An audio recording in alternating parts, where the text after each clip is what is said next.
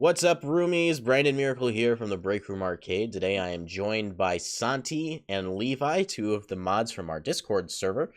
Hello. Um, Hello. and we are talking full on spoilers for Kingdom Hearts 3, the big boy, big key, big shoe game that we were all waiting a long, long time for. Except for me, because I played the entirety of the Kingdom Hearts series like 6 months ago. Filthy casual. In the span of like 2 months. Yeah, I feel like I Insane. cheated. Like, I know everybody's been waiting a long time, but I just, jumped on the ship right at the end.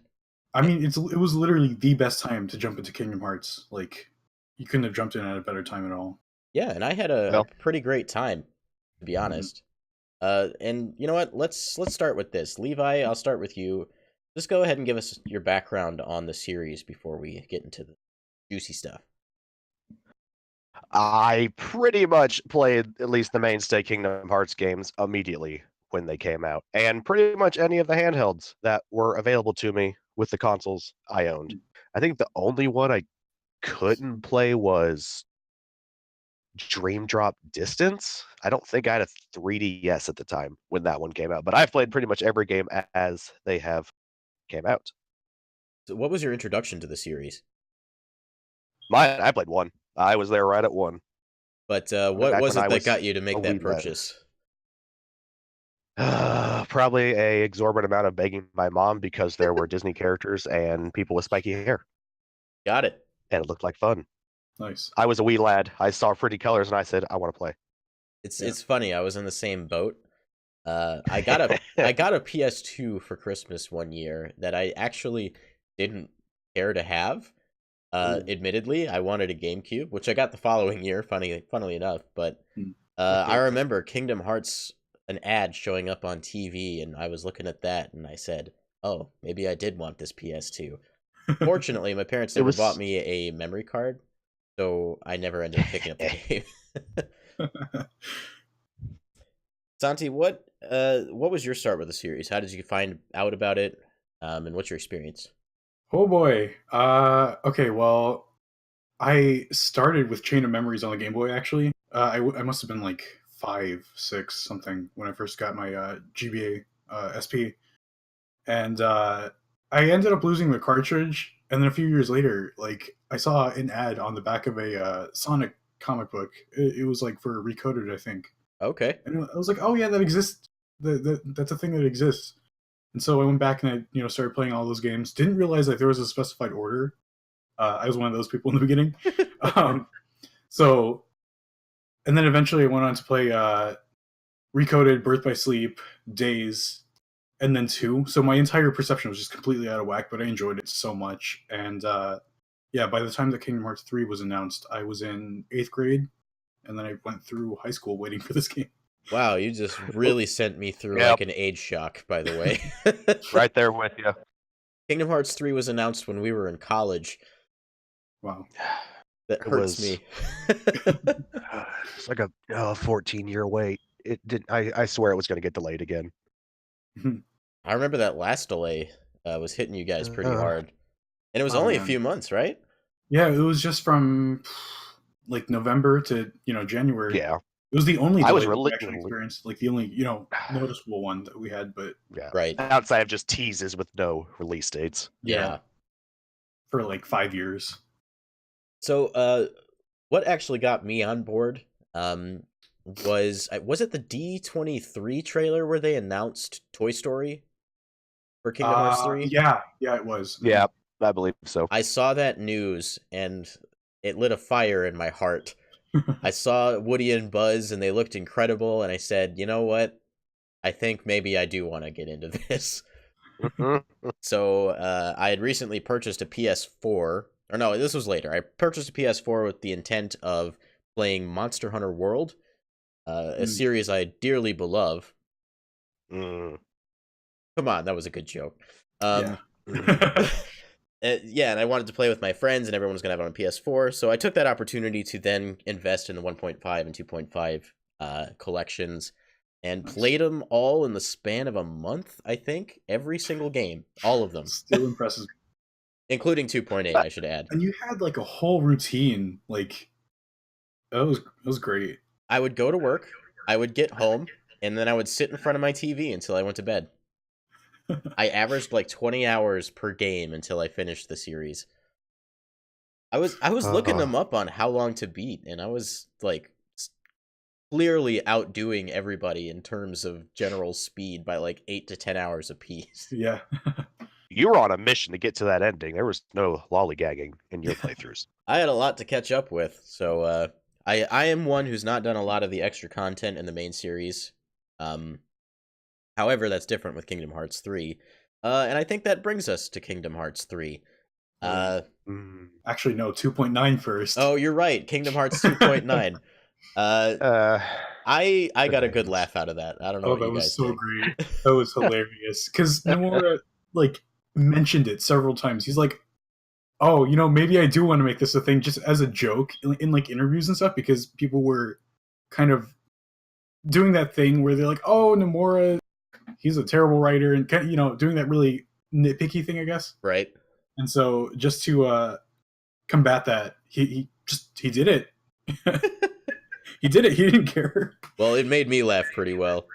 Oh yeah. And I think it played well into the beginning of the story too, because it did, surprisingly. we have Sora, returning to Olympus to kind of begin his journey to regain his lost power. Mm-hmm. And I guess thematically they also kept him in his Kingdom Hearts 2 outfit, which I also appreciated. Yeah. So I guess Levi, I'll start with you. What was your initial impressions when you first turned that game on?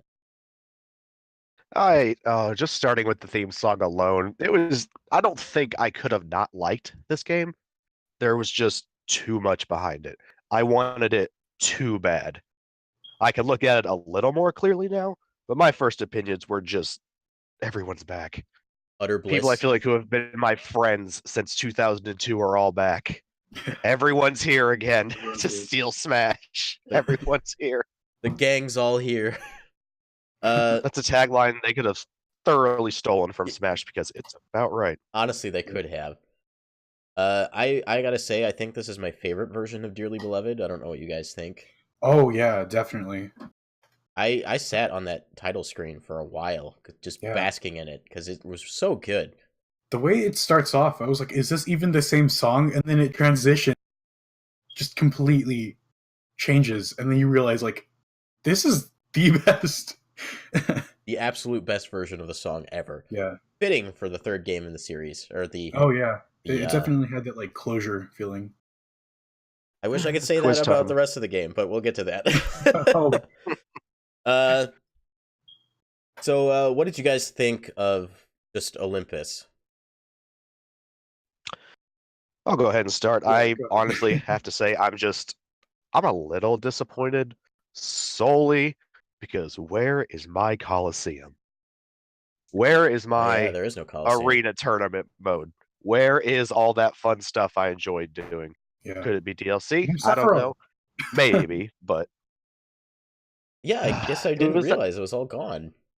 Yeah, I was going through the whole thing thinking, okay, maybe when you finish it, Herc will be like, oh, hey, come back if you want some additional training, because that's honestly how it kind of goes. Mm-hmm. And then you have some challenges to do just for some extra fun outside of it. But taking my gripes of the Coliseum aside, I honestly really enjoyed it. The Rock Titan was the first time it has ever been a fun fight in any of the games. Mm-hmm. It was a lot more interesting to do that for a change. I'm glad it wasn't a standard fight. A lot more environmental, a lot more dynamic. Yeah. I think that reigns true in just a lot of the game in general. These fights aren't so standard. I thought that first fight where you're with the what is his name? Is he a rock demon? A rock monster? Rock Titan. Rock Titan, thank you. And then you're like running up the side of the mountain and it's raining. It's just like it's all really cool and epic presentation. Even though in the end you're just kind of ton of atmosphere. That's a hark back to old games. Beat his feet until you can beat his face. It does it does transition into that cool like Disney train attraction thing, which I thought was pretty cool. That was a good intro to attractions. And overall, I just got to say, I think Olympus is one of the best designed worlds in the game. Oh, it was super pretty, and the way it was definitely one of the most open, I think, It also had a lot of variance to it between being in town, the fields, the mountains, It felt like a And- 3-act play because of that, right? it did. and Olympus itself. You never go to all those places. That was the first time we've really seen Olympus in general. Mhm. Definitely. I don't think you've ever seen it in any other game, actually. No. You're just It's at the always Coliseum. just been the Coliseum, which, granted, super fun. I think Birth by Sleep, you go down to Hades' realm, or I don't even know what it's called. Wasn't that Kingdom Hearts 2? I think. Oh man, Was it? Yeah, you go to the underworld. Oh, yeah, you're right. You find Auron. Yeah. Mhm. Um, that hard to recall. Not much to it, apparently. and I guess this just kind of reigns true with all the world designs in Kingdom Hearts 3 is, in the previous games, it just felt like you were walking into a box that had some nice decorations. Yeah. In Kingdom Hearts 3, you're entering the worlds that you were promised in those initial games. Mhm. And there's a lot to explore It in them. felt real, to a degree, especially the later worlds, Caribbean especially. But we'll get into that later. Oh, pirates! I love pirates. The addition of the NPCs, while they didn't really do much, it just makes it feel more alive. So I appreciate that we got that. And one thing that I really loved that they showed off pretty well in Olympus was the verticality of the worlds. Yeah, seriously. And also, I really enjoyed the wall running mechanic. Like, that was a great start Definitely. in that It world. was a great intro to the mechanic in general. Hmm. And that's a mechanic we saw as far back as like one of the initial teasers, if not the first teaser for That Kingdom was Hearts 3. literally the first. It was in Twilight Town. It was a demon tide. And so it was like running along walls and like hopping on it, riding it, which didn't make it into the final game, but still a pretty cool thing. Yeah. I was Mhm. actually surprised because I thought that teaser, back when that teaser first came out, I was like, there's no way the game is going to have this kind of combat. Yeah. And then they do kind of deliver on that in some They ways. do. If it came out sooner, maybe not. But as long as we had to wait, they obviously had time to make it work a lot better. One thing I will say about Olympus, that I don't think works to the benefit of the rest of the game, is that it's so gosh dang impressive that I think it makes the rest of the game not look as good. There were some sections where I can really agree with that. I think Toy Box might be the exception.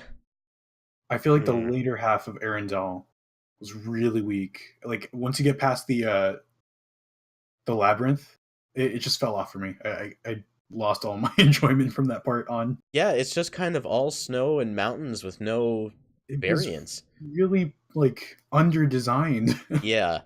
I fully expected you would actually go to the Kingdom of Arendelle at some point, Yeah. kind of like you do in the Kingdom of Corona, which I Mhm. appreciated because for a while I thought we were just going to be in the woods the whole time and then never get there.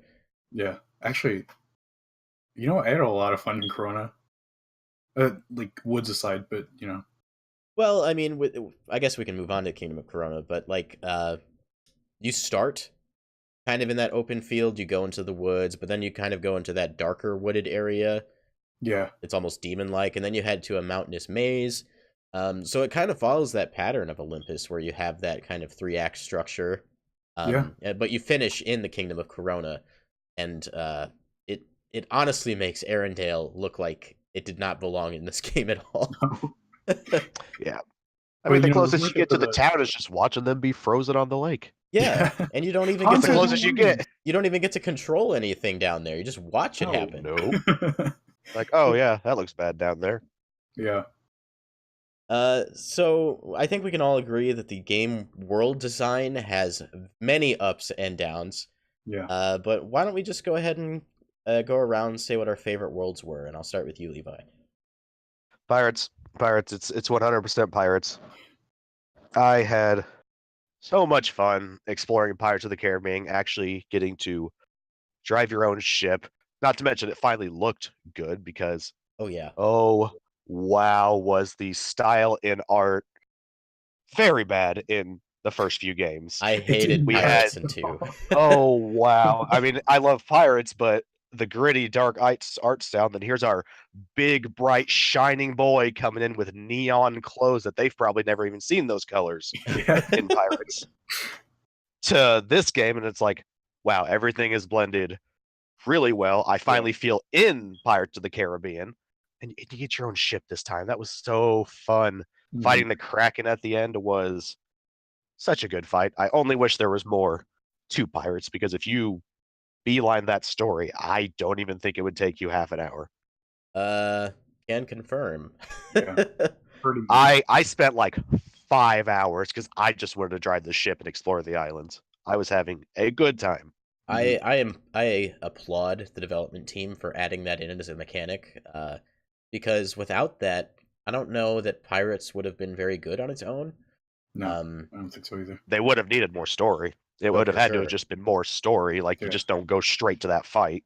It gives Pirates as a world a lot more of an identity than it would have had otherwise. Yeah. Something It's that, always been fairly bland, and unfortunately. it's not something you can really say for a lot of the other worlds in the game, unfortunately. Right. Like Arendelle. Arendelle's identity is that I don't think many people liked it. Yeah. And man, I like me a snowy landscape, but it got kind of boring. Yeah. And Santi, what was your favorite world? Honestly, Toy Box, and this is gonna sound weird, but I really enjoy Twilight Town, like, a lot for some reason. I'm nostalgic for Twilight Town. It's tiny, yeah. It was literally just nostalgia that filled me. But dang, it was pretty. The woods were really nice. Like before, it was just a flat space, and now you've got all this like verticality and places that you can go under, and you got the sewer, which is pretty cool, honestly. And Sewer's then gross. Toy Box is Toy Box. We already know how great that world is. Yeah. For me, I liked that for Twilight Town they decided to stay true to its original design in Kingdom Hearts 2 and just kind of Yeah. recreate that in an open environment. hmm I applaud that decision. That said, you don't really do much there. You just No, kind of show up Unfortunately. and hit a story sequence and then you leave. Yeah, I wish there was like a struggle battle. I wish there was a lot more to the world. Like once you leave the tram commons, like there's nothing else aside from the woods, which was a little unfortunate. But I guess it wasn't necessary. Also, they removed the skateboards, which is really funny to me. Yeah, they That was did. One of the fun. NPCs even said like, "Oh, so I guess skateboarding is passe now." Like, what if you're I gonna catch that. recognize? Like, if you're gonna fully acknowledge that it's just not there, why didn't you put it there? I don't understand. One Where's thing. my bat battle with Vivi? I want my bat battle with Vivi back. Yes, please. That was one of my favorite things in 2. As silly as it was, like the Yeah. bat But it's battles the silly were neat. stuff that makes Kingdom Hearts. That's what we all Exactly. love. Yeah. I'd also mention I'm a little disappointed that you couldn't enter the mansion, because I just kind of wanted to go up to Nominee's room and see that white room in HD and then leave. Yeah, that was kind of surprising. I thought for sure we were going to go in. Yeah, I was gonna go in, snap the hidden Mickey that was obviously in Nominee's room, and look at stuff and then leave. That's all I wanted. hmm But it is what it is. At least the story takes us back there a couple times for cutscenes and whatnot. Right, it does serve as kind of a common ground, a place to go back to kind of debrief. Yeah. Because it kind of did the same thing in Kingdom Hearts 2. Mhm.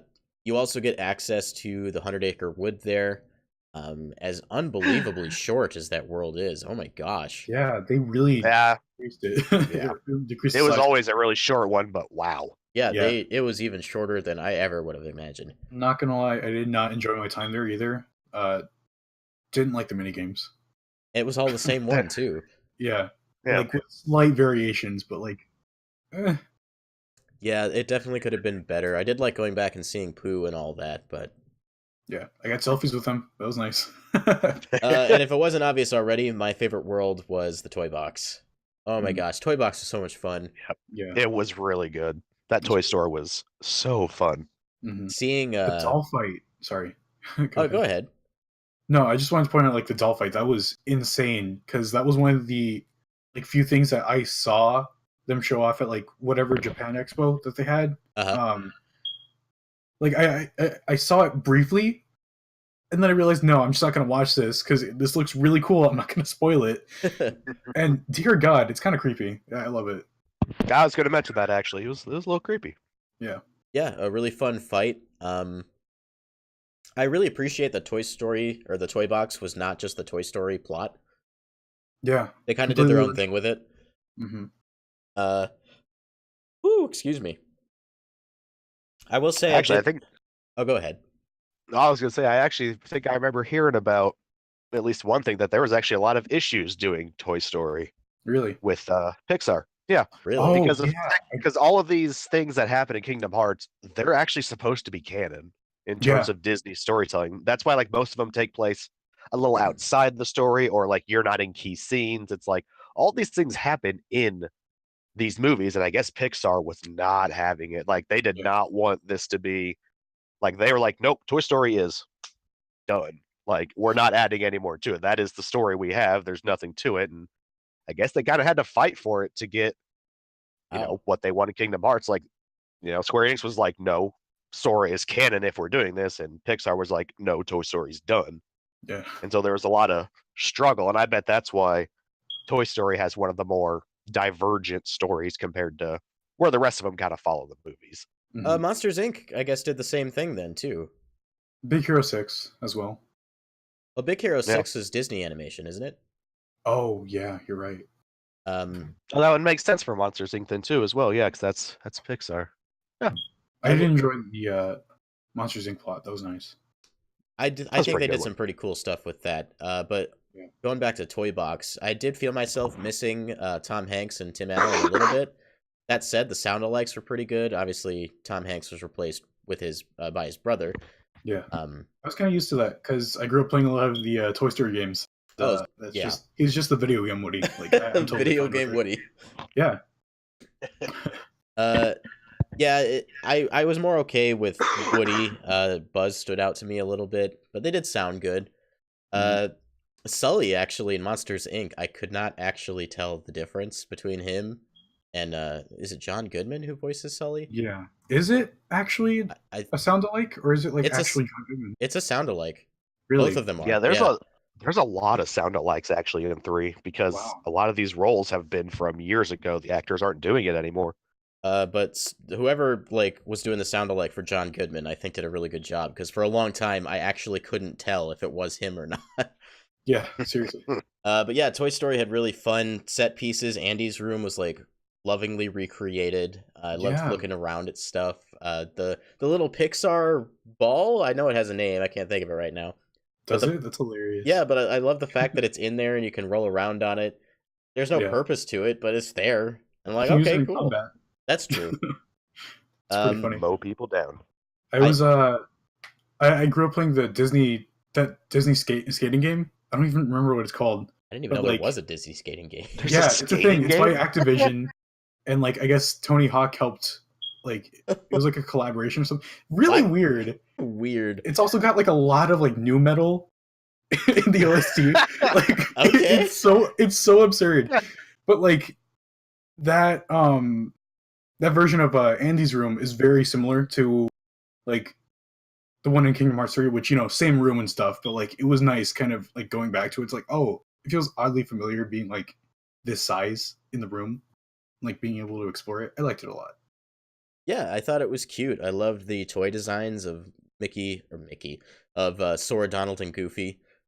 I don't know why I defaulted to Mickey. Sora's just anime Mickey. It's a fact. I thought the battles in Toy Box were consistently fun and strong. Jumping out the window and then going down the side of the garage and into the grass. Oh my gosh, the front lawn is a gorgeous place. It's one of the best looking worlds, if you ask me. And then Galaxy Toys is really fun. You go to several different stores. It's really tall. The mechs. Oh yeah, the Gigas. Oh, the Gigas were fun. And then I really enjoyed it. Of course, I have to mention when I mention Gigas, I have to talk about Virum Rex because oh my god, dude, you enter Toy Box, the first thing you see is this fake Final Fantasy trailer. I was so confused whenever I did that. Holy I didn't know crap. what was happening. I thought I was watching a real advertisement, and I'm like, they put this in the game? Okay, I'm not alone. I thought there was a paid ad placement. And I'm just sitting here if this isn't a real game, I'm gonna be so upset. And then there's the ending. Woo. And we're gonna get to that. Okay, we'll get into that, but oh my god. And it's even funnier. You can play Verum Rex. It's even in. I did not see that coming. Oh, hey, here's an ad for a game in a game, and that you can now play the game if you go into this store. With It's hard. by the what way. on the game station or whatever they called the console The in there. Play Plus. Or the play. Yeah. Okay. I love the fake video games in that store too. Super Yeah. cute. Like, I don't care if businesses can use real names. I hope they keep the trend of just fake product names. They're always so funny. I loved how we didn't really get any Final Fantasy characters in the game, but if you go into that game Yeah, we store, there's didn't. like Dissidia NT figures, like Play Arts Kai, which is like Square Enix's like main toy line. Yeah. The funniest thing to me. Oh my god. They had to sneak them in there somewhere. Yeah. I was a little That's fair surprised not to game. see Cloud and friends show up. Oh, he has an in-game model, but it's a stone statue, so So now that we've talked about what our favorite worlds are, I think we should kind of get into the physical gameplay, the combat. Sure. And Santi, I'm going to throw it to you because I know you've got a lot of thoughts on this. Oh boy. Okay. Definitely. I want to start off by saying, but sorry. No, you're good. It's definitely the most fun I've had with the Kingdom Hearts game thus far. Like super over the top, super stylish. Just really high in spectacle. That being said, though, it sacrifices difficulty for that spectacle at times. Yeah. I had a lot of issues with things like attractions. A lot of the finishers, as flashy as the finishers were, like with like the cinematic angles and stuff, there were a lot of you were granted a lot of invincibility off of it. So like everything in this game is like a defensive option, which I'm not against defensive options by any means, but I never died. Yeah. Yeah. There was a segment I was telling Brandon about. Like I was literally just like live texting him as this was happening. I sat in Kingdom of Corona for 5 minutes doing absolutely nothing in a battle. The enemy AI, just never targeted me, and my party members just finished the whole battle. That's and crazy. then moves on to a cutscene. Like it was easy. It was an easy game. I gotta say. They clearly did not find the right balance here. Because you played on Proud, correct? I did play on Proud. And That's even worse. I'm used to dying a lot in Kingdom Hearts. I died a lot in my even trip. on Standard. Yeah. But I died a total of 2 times in my entire run, and I played on Standard because I thought the game was just going to be the same kind of difficulty I was used to up to that point, and that clearly did not happen. Yeah, I played on Standard as well, and I didn't die even at the places they probably expected me to. Yeah, it's a little disappointing in that regard. Sorry,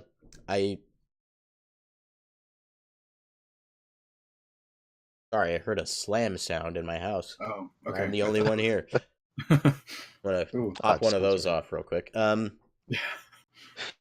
want to talk about attractions for a second because I think they're a neat idea, but there's only like 2 of them that I enjoyed using. Yeah. There was the They showed blaster up one too much. that was kind of fun. Yeah, they showed up way too often. The pirate ship was so boring. Like the first time I used it, I literally thought to myself, I never want to do that again. It was so bad, and I cheesed the aqua fight with it. Oh no! I mean, you just use the insta finisher. You don't even do the combat part of it. You can just activate the attraction, hit triangle, and then there you go. You clear out every enemy. Or you can just press L1 and just not do anything. Yeah, which I did find myself doing most of the time. Like I would accidentally activate an attraction, and then just no, I don't feel like using this. It's not fun. I like they didn't even really have with a lot to offer. all the extenders off. They were too soon. Yeah, there were a few I enjoyed using. I liked the blaster one, because I liked the ones that got you involved a little bit more. The blaster one, I liked the carousel every once in a while because at least it was a rhythm game. Yeah, I did kind of like that a little bit. The ones I hated were Pirate Ship, the Splash Mountain. It's not Splash Mountain, but it's the water ride thing. Yeah, I know what you mean. Yeah, Splash Run, I think, or something. There's so much setup. It does like poo-poo damage, and then it lasts for like 20 to 30 seconds, and I just want it to be over. The only thing that I did enjoy about that was that it actually stuns all enemies like who get caught in the water, which was nice. But other than that, like That part was cool, but it felt like it didn't belong in the combat system. Yeah. Uh, yeah, Also, attractions didn't do much for me. I really wish there were like more like things similar to limits in Kingdom Hearts 2 and Kingdom Hearts 1. Um, they changed Donald's flare from like a thing that you could like use in your combos like as you're, attacking hmm to like a cinematic like just kind of fire stuff off in an AoE thing. And like it was cool and all, but I feel like it could have been a lot more useful otherwise. Yeah, definitely. Mhm. Uh,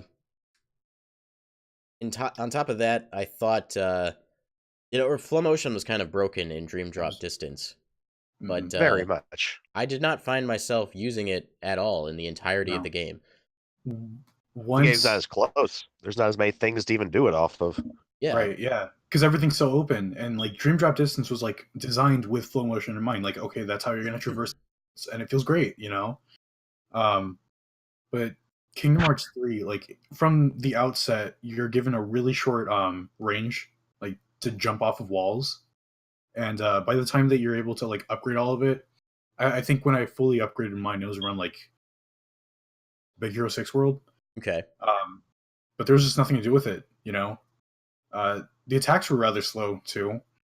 You've got like that pull mechanic, but it doesn't lock on to like trees and stuff as easily as it did in Dream Drop Distance.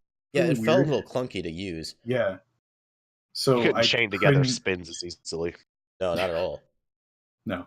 My friend Josiah was telling me that he was just using the Flow Motion jump to just jump and then do like the attack where you slam down on enemies on the way down. And he That's was exactly doing how I that for most of his combat scenarios so he wouldn't get hit. Uh-huh. I later told him that you didn't need to do that to not get hit. You didn't have to do anything to not get hit. Yeah. Yeah, Flow Motion felt like completely unnecessary to the game, in my opinion, by the time I was done. I used it a few times in like the Nort battles towards the end, Mhm. but I wish it had been better integrated into the overall experience. Yeah. I used the You know what? spinning flow motion a fair amount because it helped draw enemies in sometimes, but Mhm. anything else was not useful. Let me talk about the successor to Flow Motion. The warping mechanic was so clean. Like when you like held down the shot lock button and you Oh, like target air stepping, I think it was Air called. Yeah, that's stepping. yeah, Yeah. that's what it was. Oh my god. Like that was great for combo starting. I loved it so much. That was probably one of my favorite things. Yeah. I don't think I used Um, air stepping in combos. I used it a lot, Yeah, especially in You the can use final it battle. to help close distance Oh, really Yeah. well. Well, I did not know that. Also speaking, yeah. Yeah, well, the more you know. What else was I gonna say? Oh yeah, speaking of shot locks, I found myself not really using it for like pure DPS, but like I would use it sort of in like the same way that Persona 5 uses guns. Like okay, like you shoot at them, it'll knock them down, and they can start a combo. That's Mhm. exactly what I did in this game, and I enjoyed it. It was cool. Yeah, I thought shot locks hit a nice happy medium as far as how much damage they did and how useful they were. I ended up using them a whole lot in boss battles. If I Mhm. felt like I was getting hammered down on too much, I would just run away for a bit, use a shot lock to wait for my magic meter to go up, where I'd eventually pop a Curaga on myself and then get Yeah. back in again. So I used it as a defensive did- I found option. myself using them eight. What did you say, I Levi? used them. I said I found myself using them a whole bunch. Hmm. Especially once I figured out each Keyblade had unique full max shot locks Yeah, that Mhm. was cool. that had unique effects. Like, for an example, the Keyblade from 100 Acre Woods, the full charge non-form change ability hmm Mhm. slowed enemies down. They got shot with a bomb of honey, and they were now slower. That Oh, was So if there really? was any enemies that were super fast, you could now slow down the bunch. that was They were not high nearly key as my quick. favorite Keyblade in the game. It was so tiny. It was so cute. I used the Kingdom Key the most. I just really like second form a lot. That was nice. I liked the I- range you got, where you could Oh, shoot yeah. stuff using Mhm. the honey pot. The gun ones were an interesting choice. I had a lot of fun with the Mirage staff when I first got it, but I didn't pick it up for very long. I wasn't sure if I liked the Mirage Staff a lot because like dodging, left those guess mirages behind. I don't know what you want to call Yes, it did. Yeah. They did indeed do that. And which would change like your normal combo thing to firing off at enemies. That got to be kind of annoying because like, okay, sure, you can focus on one enemy. Say you're like, they're here, you're here, and you can kind of just warp around them and then like shoot them like directly from all sides. But at the same time, it got to a point where like, oh well, I was leaving myself open, several times, and I got hit using it. So I really never used it on bosses. Otherwise, I just did standard mm, attacks with it. I didn't use it for long. I got rid of it pretty quick on a new one, but had a good time with that one. I would Mm. typically try The out. Pirate's Stone was I- the best one. I would typically try out a new Keyblade every time I went to a new world and got the one from the previous world. mhm. Just to excuse me, just to see what it was all about, because there was a lot of like custom animations for all those different Keyblades, and their second forms. So I just kind of wanted to see what it was all about. But I usually found myself going back to the Kingdom Key and the Hunter Wood Keyblade. Can No you- love for the Wheel of Fate? No one at all? I used the Wheel I of Fate wanted- for a few different worlds. I've heard That was Sorry. my favorite one. I've heard that the flag transformation is really good, and it's like one of the best keyblades. Yeah. I still haven't used it yet though, for Yep. whatever reason. It has such good range and closing distance in both forms, the spear and the flag. Like I felt like it made up for the slow misses you sometimes had. Like if you missed a combo, you're just kind of stuck hanging out in the air, not doing anything. But Yeah. boy, that spear and flag just closed the distance. Nice. I'm seeing in your notes here, Santi, that you said that you overused magic, and I'm going to echo that statement.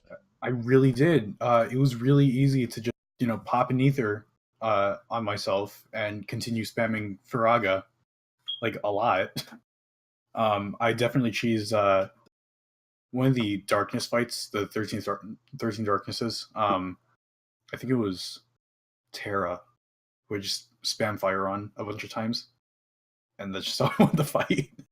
For a game where Sora has supposedly lost all of his strength, this is the strongest he's ever felt. Seriously. Speaking of strength, this isn't really a combat thing, but like this is more, I guess, more of like a lore thing. The power levels in this game felt so arbitrary. I don't know. Like you've got what was that? Sorry. Was there power levels? Like, was there an established power ranking?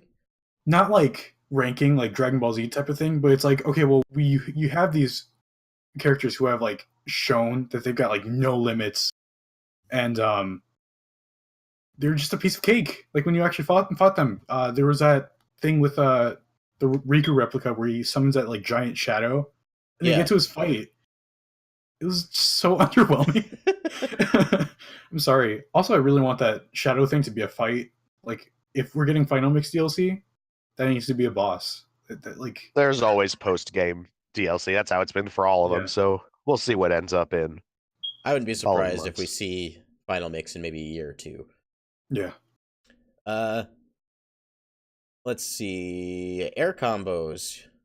I've heard a lot of stuff online about just like how much time you spend in the air from people, because there's so much hit stun. Like if you get launched in the air before you get the I forget what it's called, but you can stop yourself in the air when you get Aerial hit. recovery.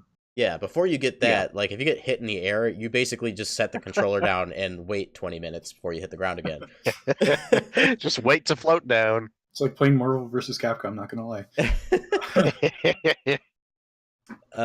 So overall, I feel like for me, I agree. This is the most fun I've ever had in Kingdom Hearts combat because there's so many options. Just every single option minus flow motion feels way too powerful. Yeah. Like With, you like, said, a really weak enemy AI, it just doesn't balance out. like you said, those finishers basically make you invincible for extended periods of time. They need to strike a better balance. I think this is a step in the right direction, though. Yeah. Yep, definitely. Well, plus our controls finally match what we want to do. I mean, the controls have always been your biggest roadblock in past Kingdom Hearts games. It's always been slow, Mhm. kind of methodical because everything takes a while. Yeah. But we finally have the power now on the PS4 with the current Kingdom Hearts game, not just re-releases, to, have fully fluid combat. Mhm. And now that you've got combat that fast, well, you can kind of see how even easier the game can become when you have more control over what you do. You guys played on standard PS4, correct? Yeah, I did. No pro. How did it feel? Did it run okay? It was frame rate? loud. It was. It It sent was really loud. my PlayStation to the moon and back every time I played it. Oh man. Cutscenes were at like 30 FPS there, or whatever, the standard frame rate is for those. But gameplay kind of fluctuated. It was like in the 40s, which is Okay. like really well optimized compared to 0.2. That was awful. Like it would dip below 30 constantly. Oh yeah, 0.2 even ran like garbage on my PS4 Pro. Yeah. For me, I got pretty close to a locked 60 for the majority of the game, and I felt pretty good about that. But I just kind of wanted to know from your guys' perspective if that was a hindrance to you at all. Nah, not to me. Great. I mean, I guess after playing, I'm not a 60 frames per second kind of person. I really don't get a chance to experience it all too often, so I have no really stake in this. I prefer it, but coming from the original PS2 Kingdom Hearts titles, which were 30, like it's not a big deal.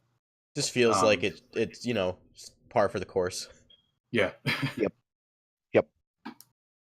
So there's one aspect of this game that we've kind of not been talking about for a while, and if you guys think we're ready to get into it, how about that plot? Wow. What plot? Oh, Levi, I heard a sigh. I'm gonna let you take the lead on this. Yeah, I have so many mixed feelings about the plot. Oh yeah. If you look at it over the course of Kingdom Hearts, this game is 100% the ending right from the get-go. Yeah. It's like, we know what's happening. We've been working towards this. We're aware of all the steps we've taken to got here. We're putting all the pieces together. But because of that, the mystery and albeit confusion of the past games just isn't there. And that was always kind of the draw. It's kind of like Metal Gear Solid for me. It's such a convoluted story because I'm a firm believer these games were never meant to take off. We had a first game, we had a villain, you loved the darkness, we didn't like the darkness, and so we got rid of him. There was your story for the first game. Yeah, A little hints here and there. That was little supposed hints to be of it. Very yeah, classic like, JRPG. Like it's like, oh, there's some more out there, but you don't need it. And then it was like, oh wow, people love this. We somehow need to make more out of it. And so each game was laying down the railroad tracks right in front of them as they passed it. And so each game was just like, crap, we need more track. There's no more track in front of us. Yeah. So they had to keep building as they made games. And now we get to 3 and we're finally at the end. And it's like, oh, like I kind of understand everything. There's not much mystery anymore. Yeah, in some I still ways, loved it, but it was just like, until you get to the weird. secret ending and stuff, which that's in some ways, I feel like the game feels like the way the first one did, where everything was pretty straightforward. We had a clear villain, a clear goal, and then you just kind of do it and it's over. Which is, I don't think that's what we needed in this game, though. In Yeah. comparison to the first, like, okay, the first is super simple and clean. Haha, XD. I'm gonna get that out there. I made a funny, but but then you've got Kingdom Hearts 3 that has like all of this buildup of just years and years of story and stuff, and all of the plot is completely like reserved for a cram session in the last third. It's like the last 5 hours of the game. Right, yeah. Once you save Aqua, like that's when everything just like you go from Disney filler to like just compress everything, Yep.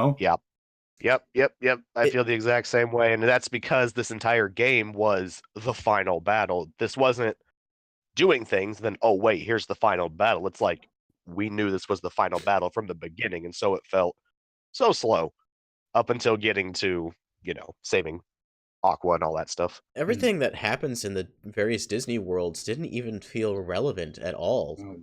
There was like one time in Monsters Inc. at the end with Vanitas, which I kind of enjoyed, but in the end, like it felt like it didn't matter that happened. It didn't lead to anything.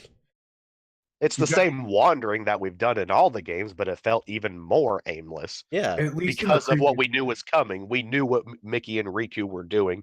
We knew what needed to be done with Kairi and Lee. It was like, all these things were happening, and our boys are just gallivanting for some reason Yeah. to find the power of waking that never really got touched, honestly. You always had it, Kind Sora. of just was there. Like, couldn't this have been, brought up sooner? I feel like the game really suffers pacing.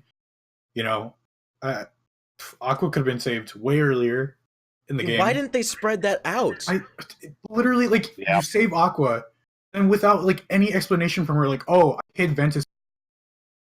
Just there at Castle Oblivion. We could have saved we could have saved Aqua in maybe like after the second or third world in the game, and then built up, to saving Ven. Yeah.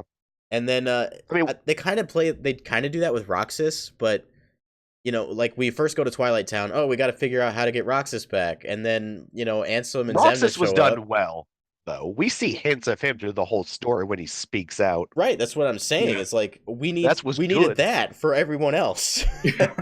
It's And, like we Ventus is know Aqua literally knew where inside Ven Sora, was. so why couldn't the same thing have? Oh my god, it frustrates me. They did. know? They did Shion kind of all right. Like there was a few scenes with what do I call him, Lee, or do I call him Axel? Either. Like there was that Boys. one cutscene where he's like talking with Kairi and he sees Shion for a second, and that actually kind of touched me a little bit. And then, He starts crying. yeah, That hurt. Oh god, Lee is such a good boy. he's great. unfortunately, great- we don't really ever go back to that. I don't like how they brought Shion back though. Like the actual way, the diegetic reasoning, like in story. We need her back because I don't know, darkness is, but it makes no sense because okay, you think about the way it was handled in Days. She was a replica of Sora made of Kairi's memories, Yeah, and it's not like he lost those memories in this game.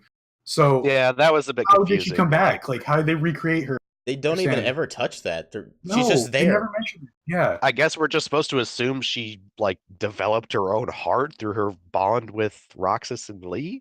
they kind I of guess hinted at that in. that's kind of what I think we're Dream supposed to Drop Distance, assume is but, that like- it's like she was Sora's memories, So but she odd. became her own identity. But Also, like, why even rehire her in the first place? Like, when she was basically trying to become a traitor in the first place. Yeah, Like, that's another thing I want to get involved with is like Organization 13, like Larxene and Marluxia and all those members.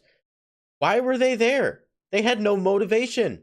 She literally calls the organization Rehash. In this, like, oh yeah, my this god! is true. Like they kind of touch on Larxene, like she might be there for a romantic reason, and that's whatever. Okay, I'm all right. I'll buy that. But why was Marluxia there? He betrayed them in Chain of Memories. It was his idea. Well, or I've got some potential follow. meta knowledge that may or may not be true in Okay, regards to Unchained.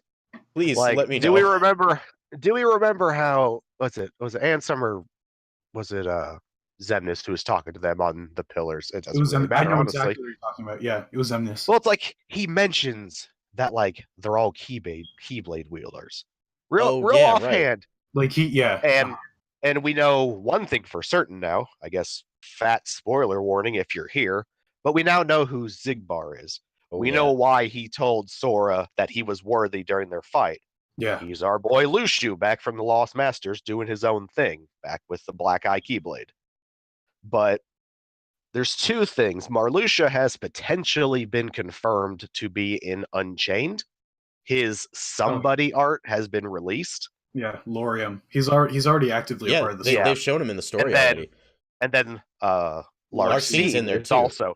Elrena. But isn't she? But she's still kind of up in the air, right? She hasn't Yeah. kind of been confirmed. It's just like, wow, this is definitely her by looking at her. Yeah, So it's like we have all these people man. brought back because they were back at the original Keyblade War, which means they've been brought to the future, But it's just so like the Lost Masters. And it's like, why? so is this like one of those things like with Roxas in Kingdom Hearts 2? Because we didn't have the context for 358 by that point when the game first came out. Mhm. Are you suggesting that this is stuff that's going to be touched on in whatever's coming next? I hate it, but yes, honestly, I think Unchained has done so much damage to the Yeah. Kingdom Hearts It's done story damage. I because kind of like where it's going. Not gonna it's lie. it's a retcon that is currently retconning everything. Oh yeah. Yeah, Oh, for sure. It's still going. It's still going. I mean, like the it's original story was fine. Original backstory was great. I liked that with the I Lost did Masters. too. But we're still going, and we're still making problems. And Stop. And it's clear that Like, like Kingdom Hearts Oh wow. 4, assuming they call it 4, if it's a spin-off or whatever, the next no, Kingdom 20 Hearts story is Yeah. going to, or I guess the next arc is going to all tie back to the Lost Masters, Lushu. And I'm okay and- with all of that. Yeah, like me it's too. honestly fine, but it's just oh my, there's like no way for us to know this stuff because they're just now adding it. It's not That's a the matter issue. of My issue like- is that it's Kingdom like Hearts. there wasn't a hint. There wasn't a little hint of this. It's like, oh yeah, by the way, bam, here's some info that you had zero way to know. The pretty much. closure of the Seeker of Darkness arc was not where you put this information. No.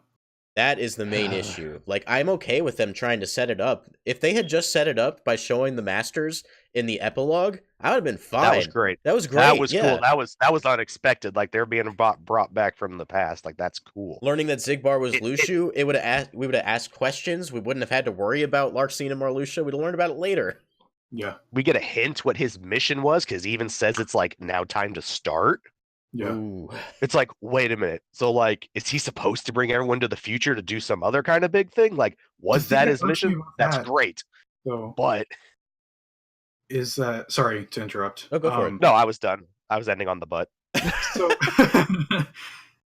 Dream Drop Distance literally establishes like, okay, Xehanort's doing his whole monologue about like how he's back, like how he went back in time and stuff. Their time travel laws are like, okay, well, you can only go to a certain place in time if What you've been laws? there, if a version of yourself has been there. Like, if you've So how are the naturally Lost been Masters there, coming right? back? Yeah, like if you've like naturally been there.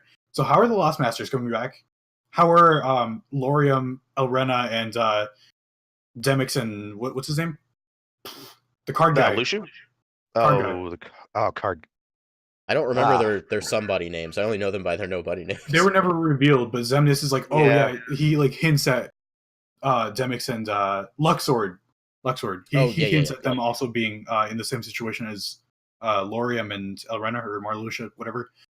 I mean, if they were all Keyblade wielders during that first era, there's a way they have a connection to maybe Lushu. it's so odd, I mean, though, he because lived. how- He's lived through all these eras. Lushu has transplanted his heart. He has naturally made That's it true. 500, 200 years in the future. So it's like there's a connection, I guess. You know, a Maybe. friend, a partner, a rival, a mentor. So it's like, I guess that's where their connection lies to bring hearts forward in time. Mhm. But Are we sure that they're Big even mess. being brought into the future, or is there some kind of No. we live forever kind of thing? no, we don't Could really be. know. But Could be. kind of just assuming things at this point. There's also that girl, that mysterious girl that Isa and Lee mentioned, and it's also mentioned in the Secret Reports. I don't know if you guys read those. I haven't yeah. finished reading them yet, but I read them all. But go ahead. Okay. So if you remember during Isa's like send off sequence, he gets mad at Axel. He's like, "Oh, you exited our lives," and he mentions this girl. And then you go back and read the Secret Reports, and they're talking about the same exact guy. There's a report written by, or a girl, sorry. There's a report written by Isa himself saying like, "Oh, Lee and I would break into the Radiant Garden Castle several times to see this girl that they were keeping in like the basement or whatever. Turns out that she just appeared like in the square of Radiant Garden, and Xehanort was originally going to do research, like heart research on her. Ansem takes her and then puts her in, like hides her away in the castle, and she says this phrase, "May my heart be my guiding key," and so that leads me to believe that she's either Ava or Skuld, if you know who she is. Yeah, she's From- the only Lost Master that we didn't see at the end. She's the one Right. who did not RSVP for the future plans. She was I- like, nah. I was also wondering, like, I guess it's probably unlikely at this point if they could have been talking about Kyrie unknowingly, because she spent a lot of time in the castle too, didn't she? Yeah, I thought the same thing, but Hmm. I'm not quite sure. Yeah, but she was in the girl was supposedly like an amnesiac. So Oh, okay. and she was 15 years old. Kyrie being in Radiant Garden was like 4.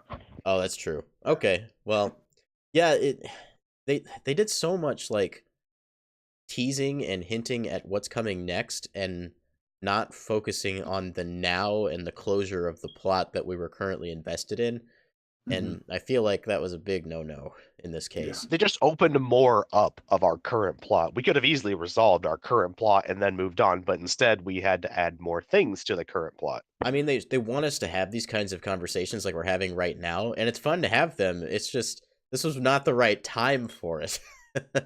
It's this. There's just so much waiting behind this game. It's like if they had come out with this a long time ago, it wouldn't be so bad because it would have been like, oh, 5 years ago. But Yeah. we've all been waiting for so long just to have all of this in there, and we don't know what's coming next. There's two characters I want to address that I think were really poorly handled.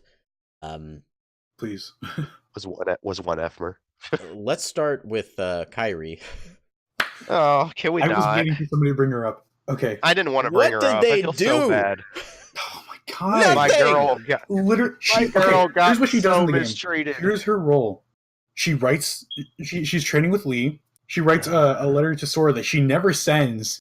She gets kidnapped and then killed. Like, what is character development? We didn't get to Can we just watch put her Axel fight in there or too? anything. They both got shafted. She's in that battle where you're fighting. Who was it? I don't even remember.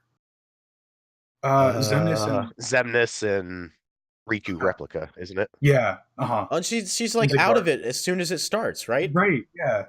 I mean, it makes sense. She doesn't have any kind of training, but at the same time, it's But like she But we she had a did little have better. training. She says in her letter to Sora, like, "Oh, Merlin took Lee and I to this world where time doesn't exist. We have all the time in the world we need." Oh, So then, it's the Dragon Ball time. The space hyperbolic area. time chamber, yeah. That's it. Yeah, that's right. They did have an undisclosed amount of time. so like, Just what did they do there? clearly they wrote letters How and bad ate is ice Merlin cream. as like a teacher that they just did nothing?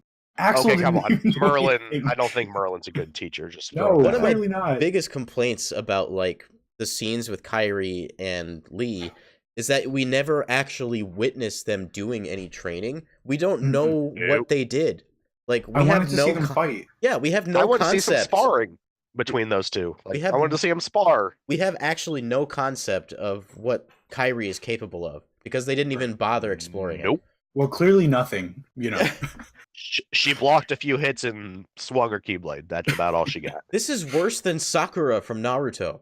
I was gonna say At least she they're got the same strong. character, Yeah. but she's worse. Like Sakura at least had a redemption arc. They did stuff with Sakura in the end, and Kyrie has just done nothing. Nothing. And- Like, could we have just made her like a strong magic user instead of a Keyblade? She could have had a cool role with that. I mean, yeah, anything. God, Anything. Nope. I would have taken anything except what they did, sure. which was nothing. I still want to put Axel in with her because I think he got shafted too. You did. Yeah, I'll throw He was that such on a there, strong too. guy. He was a strong member of organization, and Mhm. he's a wet noodle. He at the really fights. is. He's equally also just like The Seven Lights felt more like Riku, Mickey, and Sora. They yeah, were so, our original boys from back in first game. they were kind of just there. They didn't feel like a force to be, you know, like, oh, fear. Part of the Fear us. problem goes back to like how they assembled all right at the end of the game instead of giving us time to be with them and see what they've been up to get any kind of indication of what they're capable of. The only And there was character we get no- that with is Aqua. Yeah. That's about it. There was no character interaction between, like, any of them, really. You know? Hey, we all know each other. Hey, Jiminy's here to tell us to go read our gummy phones so you can see how everyone's related. All right, yeah. great. It makes like me so that's- mad. Like character interactions were always pretty good in this series. really Like they've wanted to always see- been pretty heartfelt, and there was just none of that. Yeah. We had a nice scene with like Aqua and Ven, sitting on the steps Our of, original, of the castle. And our Birth by Sleep trio was the only good development out of pretty much everything. yeah, they were like the only conclusion that I felt Yeah. good about. Yeah, Like the freeing of Terra, the heartfelt resisting of that's not Ansem's nice. control. Like That was, all good stuff. I guess I didn't even realize that Terra was was that shadow manifestation this whole time. I Or think they kind of showed it in Birth by Sleep, but they wanted to keep it like somewhat ambiguous. I thought it was kind of a cool, I guess we'll say it's a reveal because I just didn't know at the time. Um, yeah, I think they did a good job with Terra, Aqua, and Ven. Yeah, But they also had the most screen time. Roxas felt like when Roxas finally shows up in their battle, I didn't feel anything for it. no, I didn't either, and I really wanted to because he's my favorite character. Like, Mine too. There was He's too done many sudden reveals so in those last much, and battles. he's probably Yeah. got the best character motivations. Like, he just wants to be left alone. He wants to be his own person, Hmm. and then, oh my god, they just completely shafted him. They build up like that he's gonna come back. Ansem the Wise returns and he delivers the replicant like body. Yeah, And I thought that was great. Those interactions between the former 13 members and Ansem the Wise, I think, was great setup. Good stuff. It all falls so flat at the end. it was really There's odd not, how he showed up. there's not Like, enough time.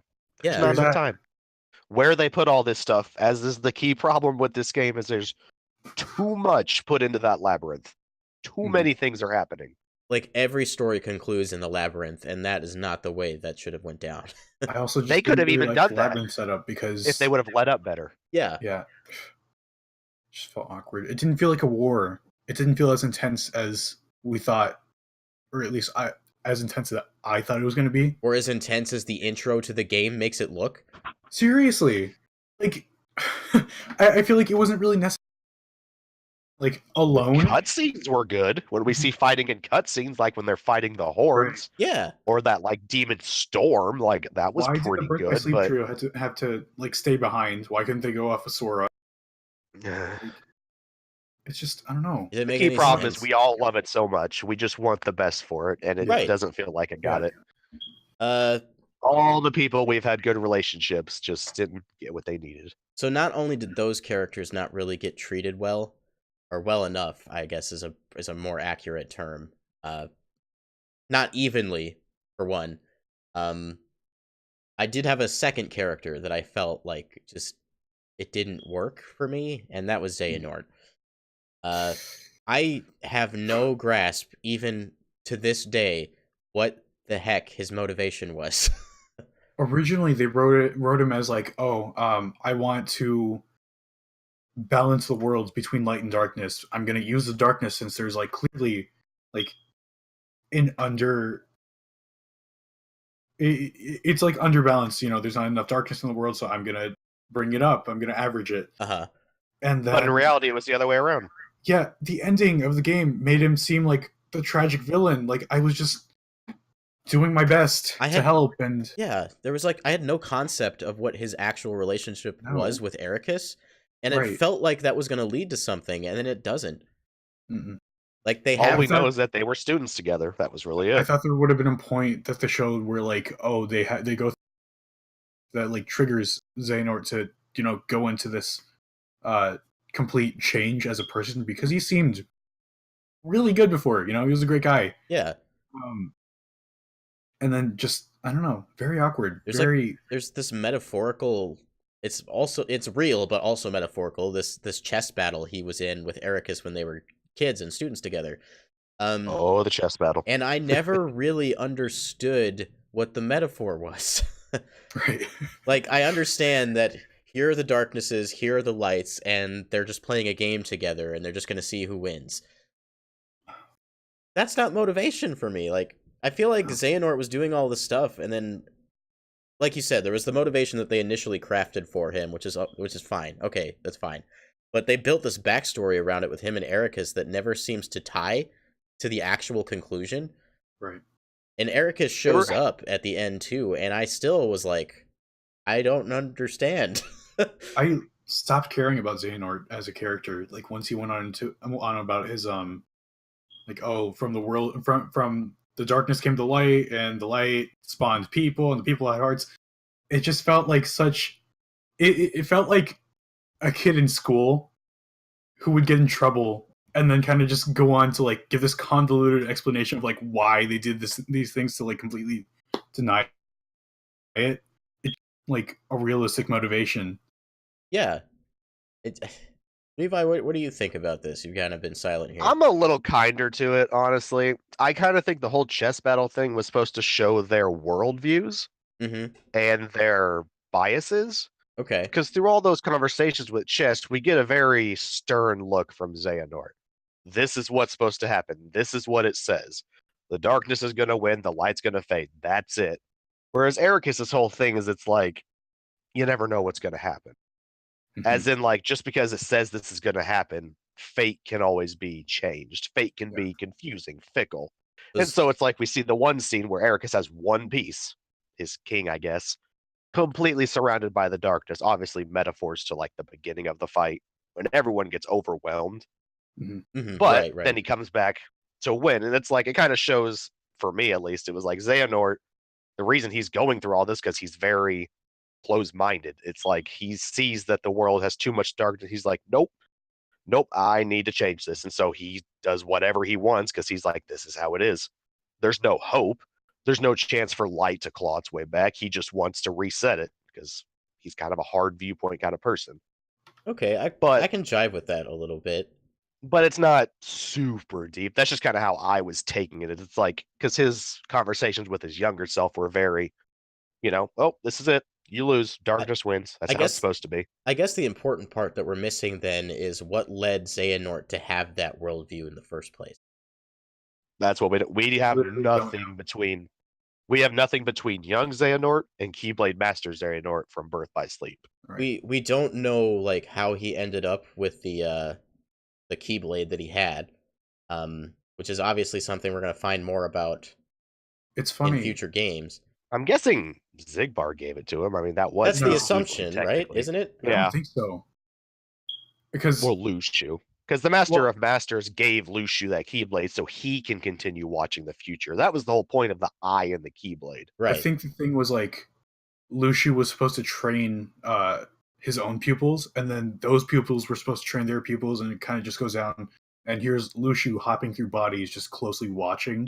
And then eventually he was waiting for like basically the right person like Xehanort to kind of just bequeath.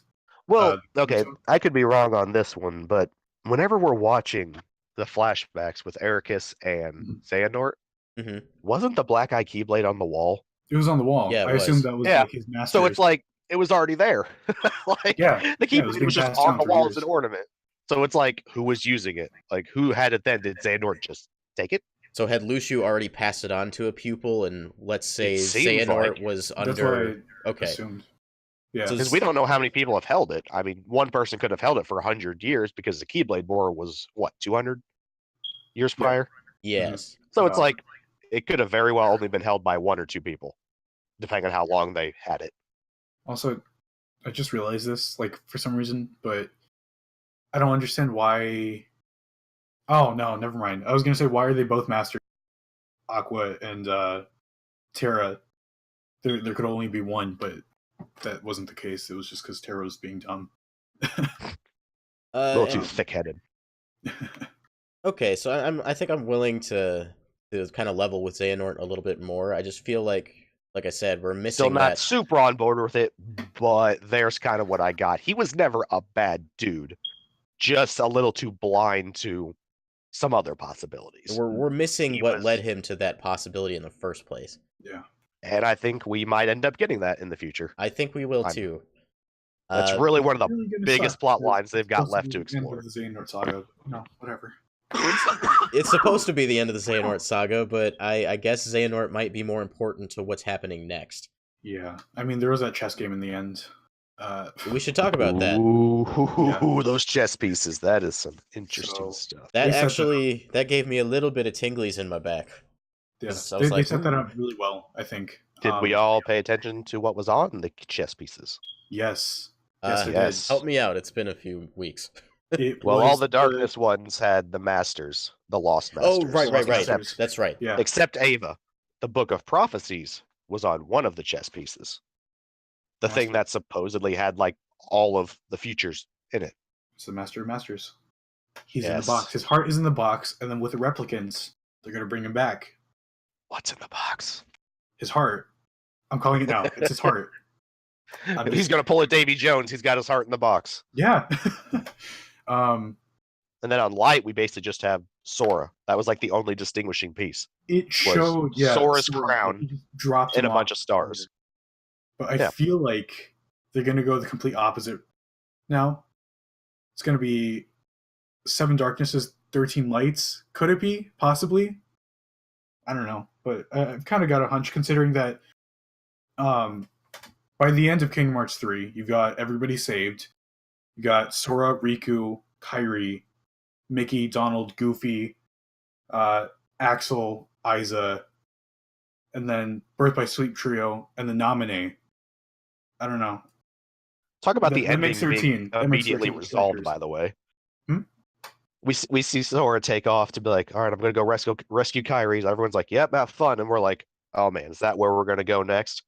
About like 10 minutes later at the end of the cutscenes, if you want to take it legit, Kairi's back. It was Yeah. like, oh, that was the quickest plot line in Kingdom Hearts history. He went it, he did it, we're good to go. We do have more to talk 10 about on that subject because I think that's supposed to be a little uncertain. Vague.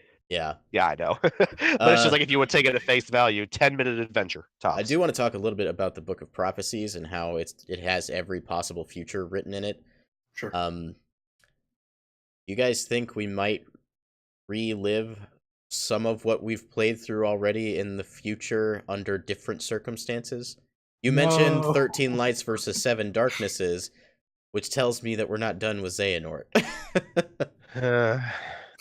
I'd be okay with it if it was done quickly, but I don't want a big game about it. I was assuming that we were gonna get the 5 union leaders, like Avo is somehow gonna be back, and then there's Lucio, and the Masters, and then Xehanort's just not a part. But if Xehanort's a part of that, just We're already seeing like a different future play out in back cover, or not back cover, in Union Cross. Because we have new Masters now, and like it's still taking place before the Keyblade War, right? Because they're reliving everything that already happened. yeah. Oh, I know. So I think Oh. we're already witnessing another future take place, Okay. and I think this might not be the only one. Wow. I don't want that kind of That thing really to bogged end me up in the down. mainstay. I'm I don't also. wa- I don't- It makes me wonder, don't like, wanna. if we've already crossed timelines into the other one. Dear God. I think I it happened severely already. hope not. That's too far. Like I just don't. When you start doing time travel like that, you lose any sense of coherency the game is established. I'm still racking my brain around Dream Drop Distance. Very Like, odd. like as crazy as the story is, if we start adding in alternating timelines, you lose every bit of like ground Yeah. that we have. The thing is, with Yeah. Dream We have Drop Distance, at least we it have stays on the some same rules right now. timeline. Like Like, then that's true. you start pulling a Steins Gate where there's multiple world lines. Keep They'd it have to do keep it in the really- browser game. It's really well. fine there, but don't bring it here. Yeah, I It's don't not want it to be brought here. Enforced. But I guess we should talk about the future a little bit, and talk about that secret movie that I'm sure all three of us have seen. Wait. Sorry, can I go back to the time travel thing? Uh-oh, what do you got? Maybe we have. Okay. Because I wrote this thing in my notes that there is, in fact, a like time travel subplot.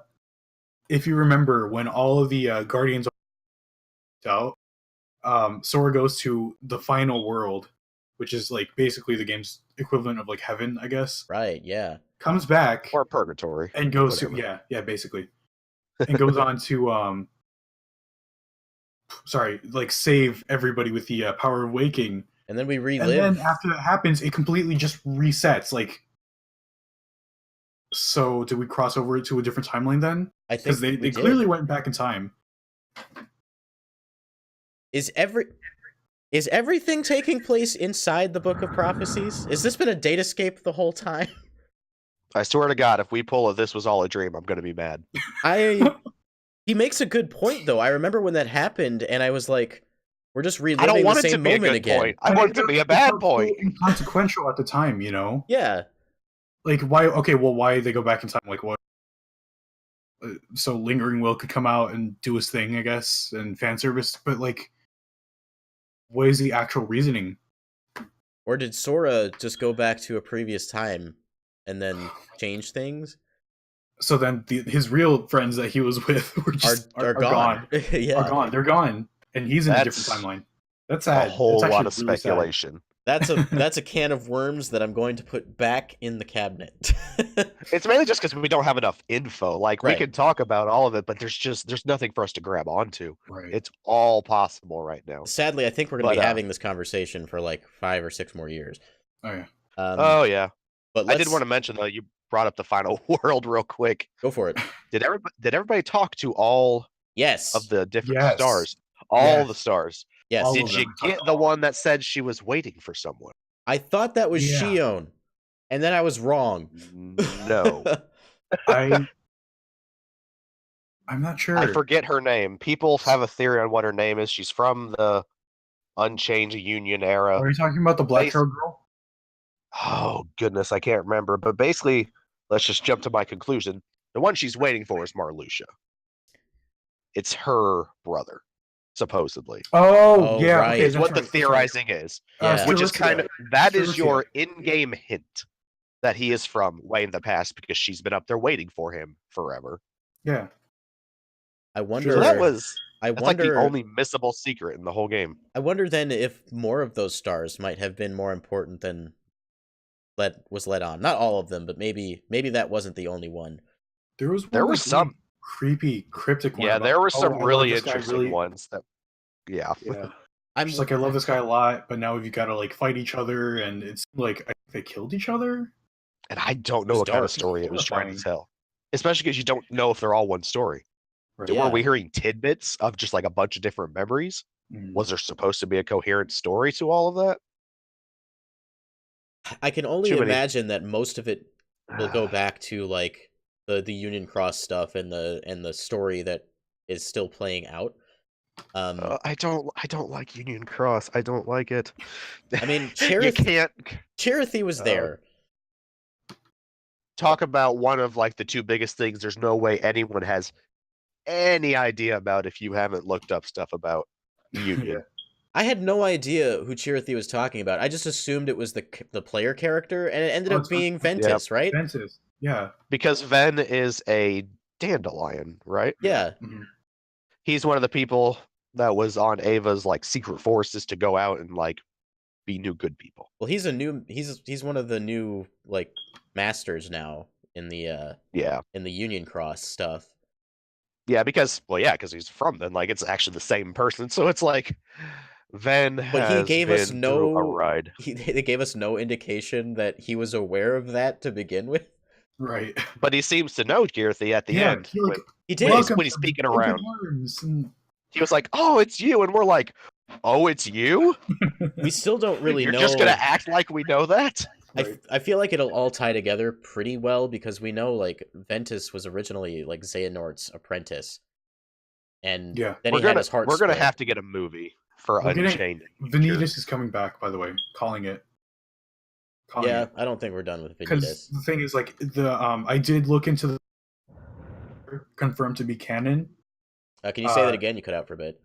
Oh, sorry. I did look into the Birth by Sleep, which is canon, and it really goes into detail about the creation of Vanitas and how he really does not actually accept the darkness at all. He doesn't like it. He was abused by Xehanort to believe that the Keyblade was his only salvation, which is why he really cling to it so desperately. And I can believe that. Yeah. A lot of the unversed that he the unversed are literally just negative emotion. That's his just emotions manifested, I guess, you know. Like a coping mechanism. I don't think his arc is over at all. He's suffering so much. Okay, so after hashing a lot of this out, I think we can see like how all the pieces that are in place kind of relate to each other. Yeah. So I have hope that I will feel good about this maybe 10 years from now. Oh, very much so. Like I love the series too much to ever leave it on a low note. Like I'm on the nothing train but forever. the highest of hopes. Mhm. Yeah. Let's get to the secret movie. Yeah, sorry. Kind of derailed that- there. No, it's fine. This is a conversation that needs to happen. It was a movie. It was a movie, right? It existed. It was a thing. I freaked out. Like, I really freaked out, guys. I did not have that reaction, but go ahead and explain why. Okay, so we see in the end of the game, right? Sora fades away, like a Thanos type of thing, which I assume was because of Xehanort mentions like, oh, if you use the power of awakening too much, there's like a high price to pay. Yeah. So he dies. I'm going to assume, just for the sake of this theory, he dies, right? I think that's what they want you to think. Yeah, yeah, Yeah, because young Xehanort was really weird at the end. yeah. Like, he was real specific about being like, your time is done. Yeah. Like, you're done with this. Like, he was oddly serious about, you're done, Sora. Like, not even in a mocking way. Yeah. And then, so once you get to the secret ending, right? Sora wakes up in the middle of Tokyo, on the ground, face down. He wakes up, and behind him is the 104 building, which is the World Ends With You version of the real 109 building there. And the way that whole sequence plays out mirrors basically 1-to-1 with the intro for World Ends With You. Deku wakes up on the ground. He looks at his hand just like Sora does. Then there's a building, and if you know anything about that game, he's dead from the outset. He's only there to participate in what's called the Reaper's game, where they're basically like on a different plane of existence. But if they win the game, they get their lives back. So Sora's dead. I think he's going to be playing in the Reaper's game. Yeah, I mean, I think you're right. I didn't play The World Ends With You, so a lot of that went over my head. Might want to play Yeah, it but then before does the that next mean- game comes out. Does that mean Riku's dead? Because Riku's Riku there. he wasn't there. Riku's not in Shibuya. I don't think Was so. he? Okay, because it flew over my. I just knew he was in that sequence, and it looked like he was there.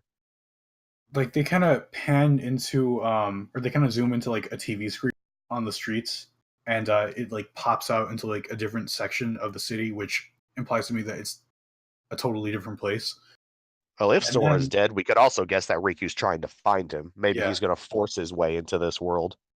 And this is where I really freaked out because Virum Rex was confirmed to like be a thing here. Why was there? Why was he there? That was so why. I didn't need that. like Yuzora just is on top of the building, and actually, if you look at the building that Riku is near, it looks exactly like the Lucian castle from Final Fantasy 15 or Final Fantasy Versus 13, which is what which is what Virum Rex takes a lot of inspiration yeah. from.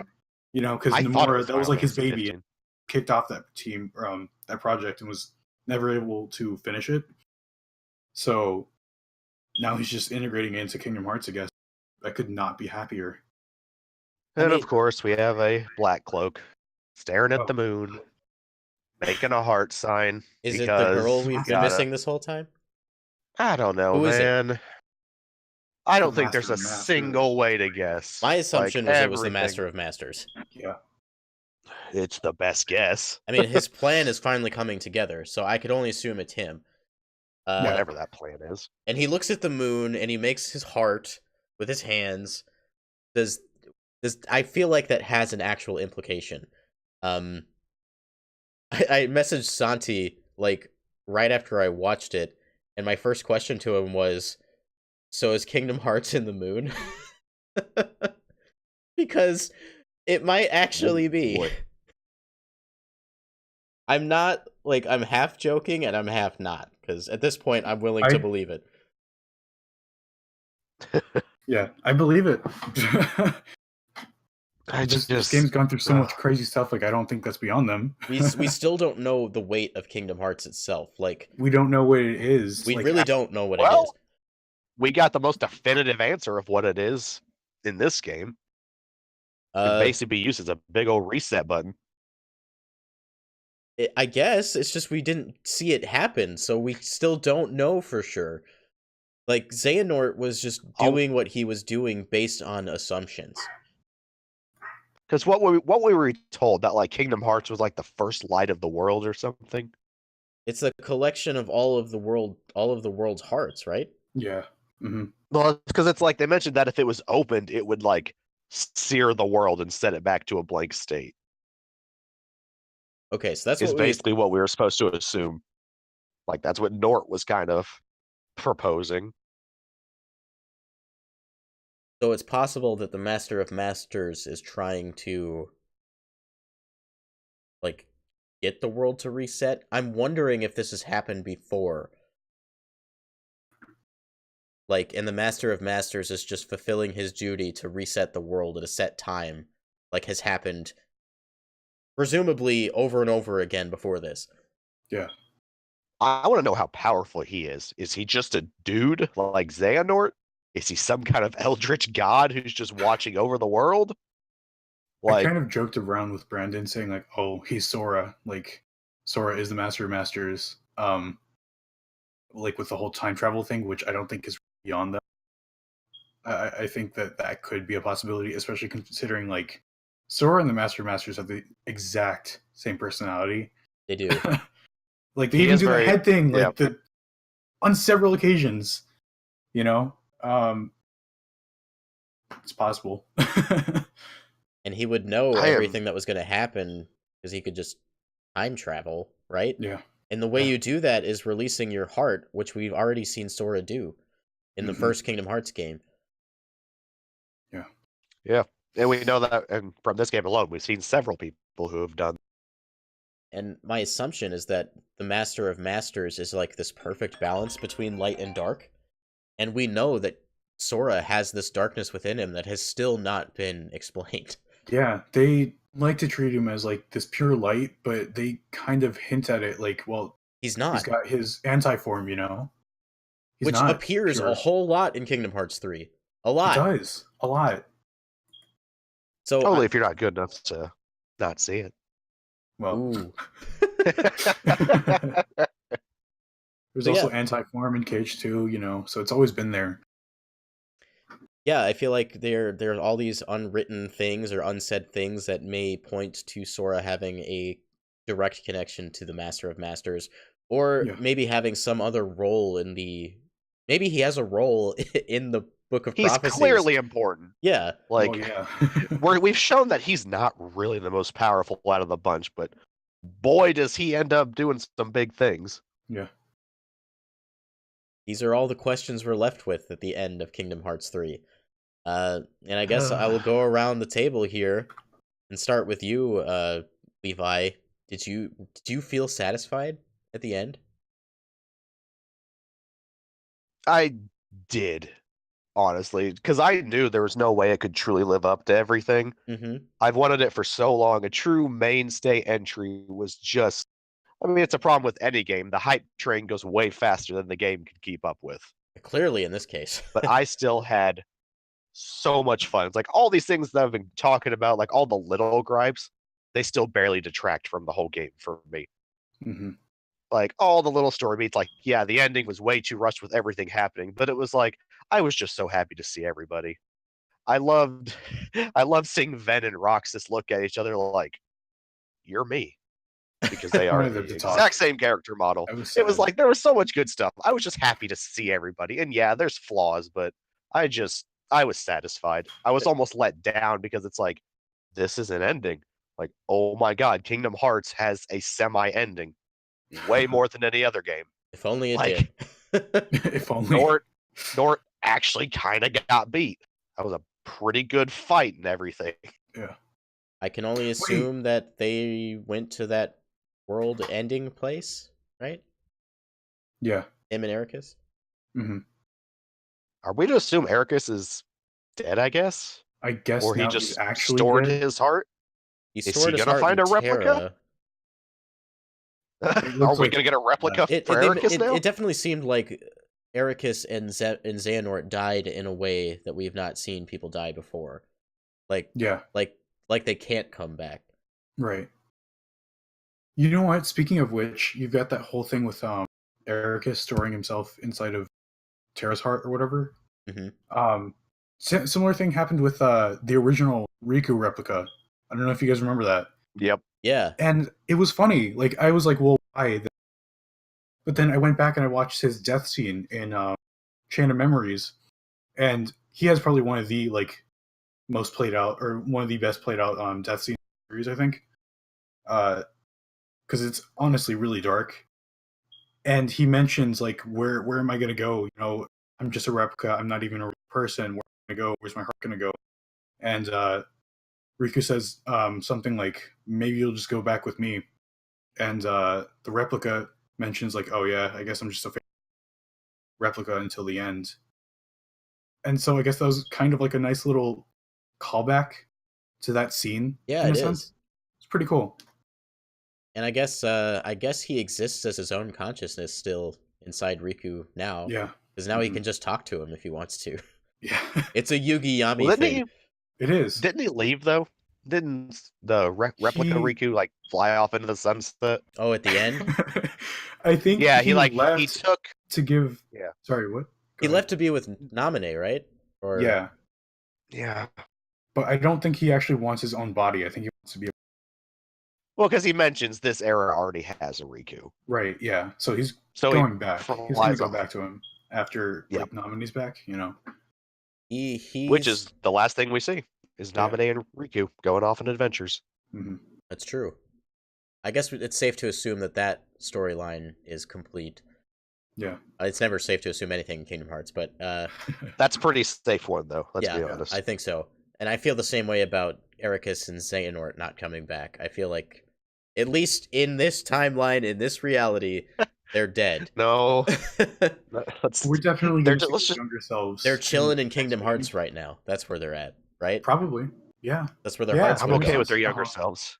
I'm okay with the young selves. Leave the old guys out though. They're done. The young selves are definitely playing in that chess thing again. Yes. Maybe the chess thing is a metaphor for all of reality, and it's just been them playing chess the whole time. Maybe they control reality. I don't know. Like that would be so petty. Imagine your entire life is just dependent on a chess game between two kids. Oh my god. That'd be just a big old finger to Kingdom Hearts fans. I wish we would have seen a little bit more of their world and their upbringing. I've said that enough. Where do we go from here? Did we talk about the final battle? No, Oh. we did not. I guess we didn't. We can go back to that if we need to. Yeah. Santi, I guess I'll have you, since you seem like you have a thought already. It wasn't as I wasn't into it. Like the first two phases, I wasn't into it. Felt really awkward. With like all the 13 Xehanorts, and you're kind of just traveling like or traversing through the city. It was not a very fun place to fight, in my opinion. And then the next phase, like he's kind of just warping the city. I don't know. I feel like in comparison to like how massive Ansem and Xemnas built themselves up to be, it felt kind of like a downgrade. But then the final battle, like the actual final phase, just completely made up for all of that, in my opinion. I thought it was kind of cool. I feel like it was- because you were kind of fighting just pure Xehanort, which is something that you don't ever get before. You always fight some giant thing or some like huge piece of armor. You do fight armor, but you never fight like the pure person. Xemnas, but that was it. That was the only time. Oh, true. Yeah. Yeah. Levi, you Um, were gonna say something. I was going to say, outside of before he uses the Keyblade in the final thing, which is the more satisfying fight, Yeah, I kind of figured he was just toying with you in the beginning. It's like, oh, look what I can do. And he's just warping the world. And he's True. just being a big a-hole. Like, he's like, you're nothing to me. He's like, I'm just going to mess with you. And then finally he's like, all right, I'm done. Takes off the helmet, pulls out the big Kind of a boy threat. Keyblade. He's like, here we go. I'm Yeah. going to kick your butt. And he doesn't, but he tries. I thought it was pretty cool. Like just overall, the whole thing. I think I Mhm. received a little bit better. Visually, it was stunning. I really enjoyed watching what was happening. It felt bombastic in a way that I've always enjoyed for these like huge Kingdom Hearts gauntlets. They may not be like the better part of the final battle, but Mhm. I think they make the final battle better. True. I can see that. Uh, Then you get to the final phase. I actually like started tearing up when you had that fake out death scene. Oh That man, whole sequence was so good, especially if you had your speaker turn on the controller, and you can hear Yep. Donald like yelling at you. that was Oh, that yeah, was yeah. I like felt that. I got like That was chills so all over. cool. Yeah. I thought he pulled a Sephiroth and just took me to 1 HP. That was flashbacks to 2002. When you get like the fake Kingdom death, Hearts 1. when you get the fake death sequence, I actually thought I died for a second. Like I Yeah, thought I was like, I was I died. supposed to It do was something? real. Yeah. It wasn't like a fission mailed. Like that was just straight up the death scene until you don't see the words on the left. Yeah, Uh-huh. yeah, Man, they that was really got awesome. me with that. And that's what's important. How did you And then- feel? It made Not me what feel your really good thoughts are. when Donald What and did you feel when you were doing it? Yep. their hearts reached mine, which is That's literally what it was. Like his friend saved him. That's literally the culmination of the entire series' themes, you know? yeah, and It was so, it was It's so good. you're stronger with others. and they Yeah, tie that it is the back directly key to plot. you as a person. Yeah. Oh man, that was awesome. And once you hit like any button and you hear that first heartbeat, it just Yep. it's great. I- And then And he then comes it's back with to a life. big O trendy. Yeah, you see these like lights and stuff, and Mhm. the music kicks in, and that's when like a single tear just drops down. You could have from the like side. you could have put a bow on that. I thought that was perfect. Right. I was hunched over. I was so into it. Yeah. Man, you guys are like Oh. making me emotional thinking about it again because I it was like 2 o'clock in the morning because I thought I was gonna finish the final battle in like 2 hours, but of course I Oh, wasn't. No. It's like 2 a.m. and I'm finally getting to this point, and like the game is like pulling my heart out. Mhm. It was like one of the first times during the experience where I really felt like the emotion I expected I was going to feel over the course of Yeah. the game. I think there's at least one moment in every single feel that kind of emotion. Hmm. And honestly, when I think of the series as a whole, like there's a lot of really bleak moments. Even character like theme songs are just really like you can hear like the suffering, you know? Yeah. For a Disney sanctioned movie, it gets pretty bleak. Yeah. Kingdom Hearts 2's main theme was just the feeling of what happens after you're gone, and you know Not what does it having an mean to be? identity, Right, not yeah. mattering, Right. And just like all of this really Being- dark stuff. being a nobody. I mean, Yeah, those are literally. introduced in that game. Yeah, literally being a nobody. Yeah. And it's just man, I love this series. We've I hate it. I do want to know. ragged on it for Real an hour quick. and a half, but like we all love it. Like we Dang, can't it's hide such it. a good- oh my god. I do want to know real quick what you guys thought of the boss fight before that with Xemnas, Ansem, and Young Nort. I had fun with it personally. It was good. I- I felt Like really bad though. each of them used their exact movesets from their own games. Yeah. all of Yeah, them. that was cool. Yeah. All bull crap included, including Xemnas' time stop. Yes, Oh, yes, yeah. yes. My goodness, I hated that in 2, and I hate it now. I was surprised that they didn't go into like any, you know, because we've seen how and stuff, and like kind of just whack them a few times over the head and they're gone. But overall, I really did enjoy their send offs. Ansem, doing his whole monologue to Riku, like, well, you don't need me anymore. Oh, and then Riku. Yeah, and Riku's kind of just like, well, you were. I'm always a actually part of gonna me miss for- you, man. Yeah, that Yeah, was basically saying, that's cool. I'm gonna miss you, bud. I thought Yeah, those Xemnas- battles were a lot, or like those send offs were handled so much better than like the rest of the 13 Darknesses. Yeah. I think they were all pretty okay. Kind of tried to give them all a little bit of humanity at the end, because in reality, they were all people, That's true. but Mhm. they just lose their feelings when they're a nobody, which is why they're all kind of, I had never had awful like people. I had never seen like any form of humanity with Xemnas, and I actually felt bad for him as he was I fading felt away. so bad. Yeah. He said the first surge of emotions I feel in you, Oh, I feel longing. lonely. Yeah, it was like loneliness or something. Yeah, he's like, I And it have was just nothing like, now. oh, Wow. because he's regaining his humanity basically. And it's Yeah. like, oh, wow. It's like at that point you realize all of these people have just forgotten how to Mhm. feel. Like And that's it's what Kingdom interesting Hearts is because, about. like, That's why can they're all see- like this yeah, man. Now that Good the Heartless and stuff. the Nobody are gone, did Xehanort come back to life at another That's what point I in thought. time? He's gonna become a good guy. Watch. I'm okay with that. I guess. I'm not- Young Nort is the only one that's not tied up. He is a little mysterious. What's he gonna do? Yeah. Oh, the way he left kind of creeped me out. Yep. I Like- think he might be back in future games. That's the one I think will be back. There's an That Nort. uncertainty about him that like I still have. Yeah. He seems to know more than anybody because young Nort is the body of Xehanort, right? Yeah. Yeah. Ansem was the heart. So maybe there's more to young Xehanort because he still has his technical body. hmm Plus, it's not like he died like the others. He said He went back to his like, own he was time. going back to his time. Yeah. So Yeah, he's gonna. he's like the change only things, and, oh real my God, person. Wait, say that again. You cut out. he's gonna. He said that he's gonna go back to his own time. So having all now, he's gonna create a second timeline. That's Oh no. Well, we did cut back to young Xehanort and Ericus. I know they're technically younger. At Mhm. least that was the impression I got. But like we cut they're back like to them preteens to during me. they cut back to them during the epilogue, and it's almost like young Xehanort went back to that moment when he went back in time and just accepted his defeat. I could see that. Because young Xehanort, I mean, that's technically Terra's body, right? Young's Not that Xehanort. No, no, Uh, the other. well, No, the I always actual- forget which one that was. Yeah. No, the one with the blue keyblade, the time travel dude. Okay. Yeah. Right. Yeah.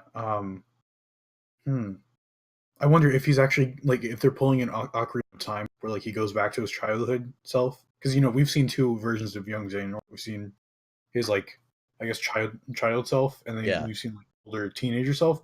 So is he going back to his like time as a teen, or did it completely reset?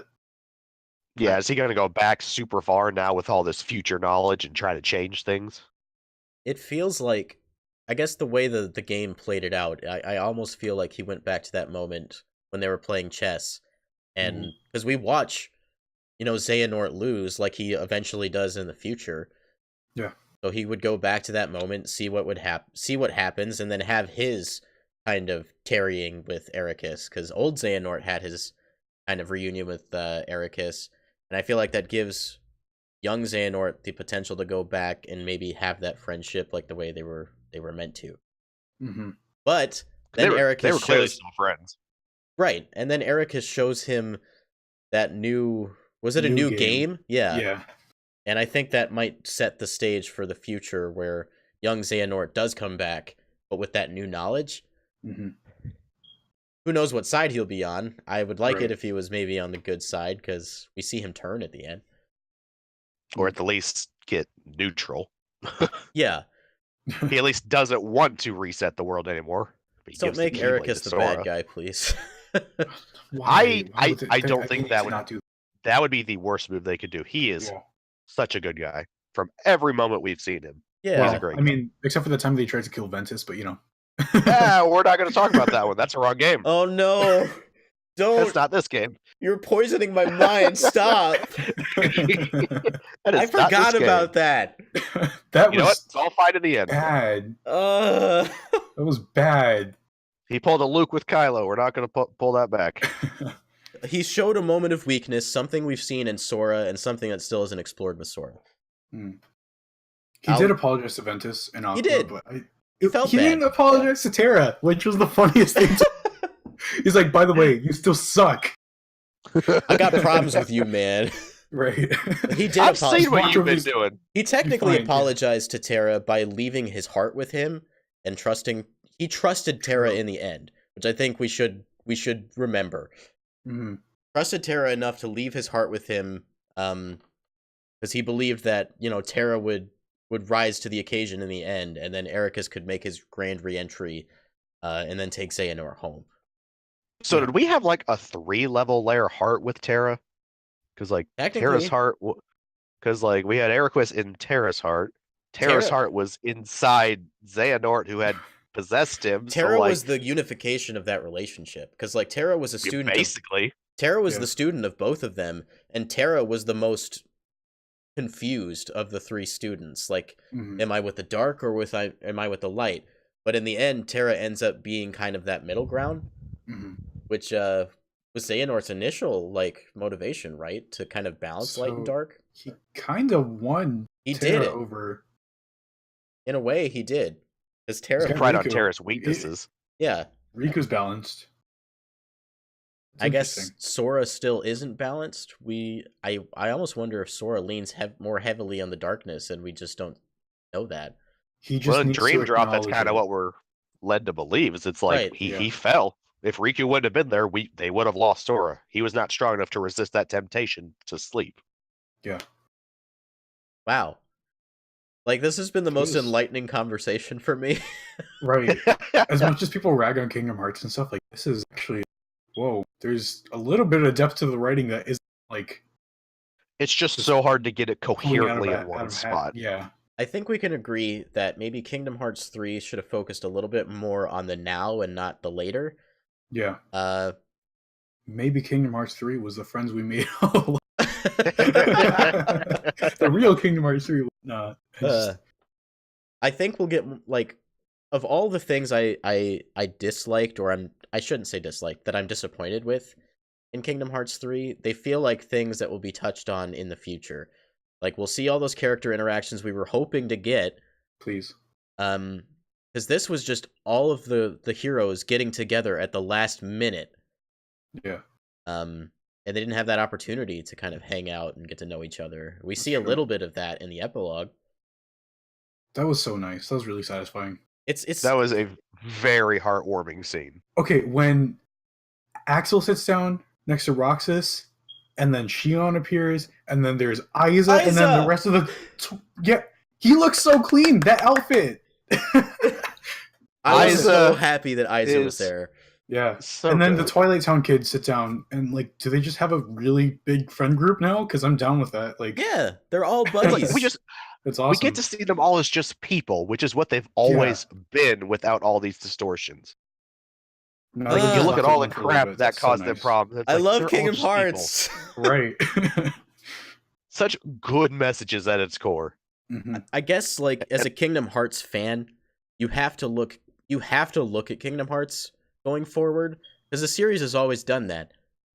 Yeah. Maybe not in the first game, because they didn't know they were going to become a franchise, but, like, they always set up things in the future.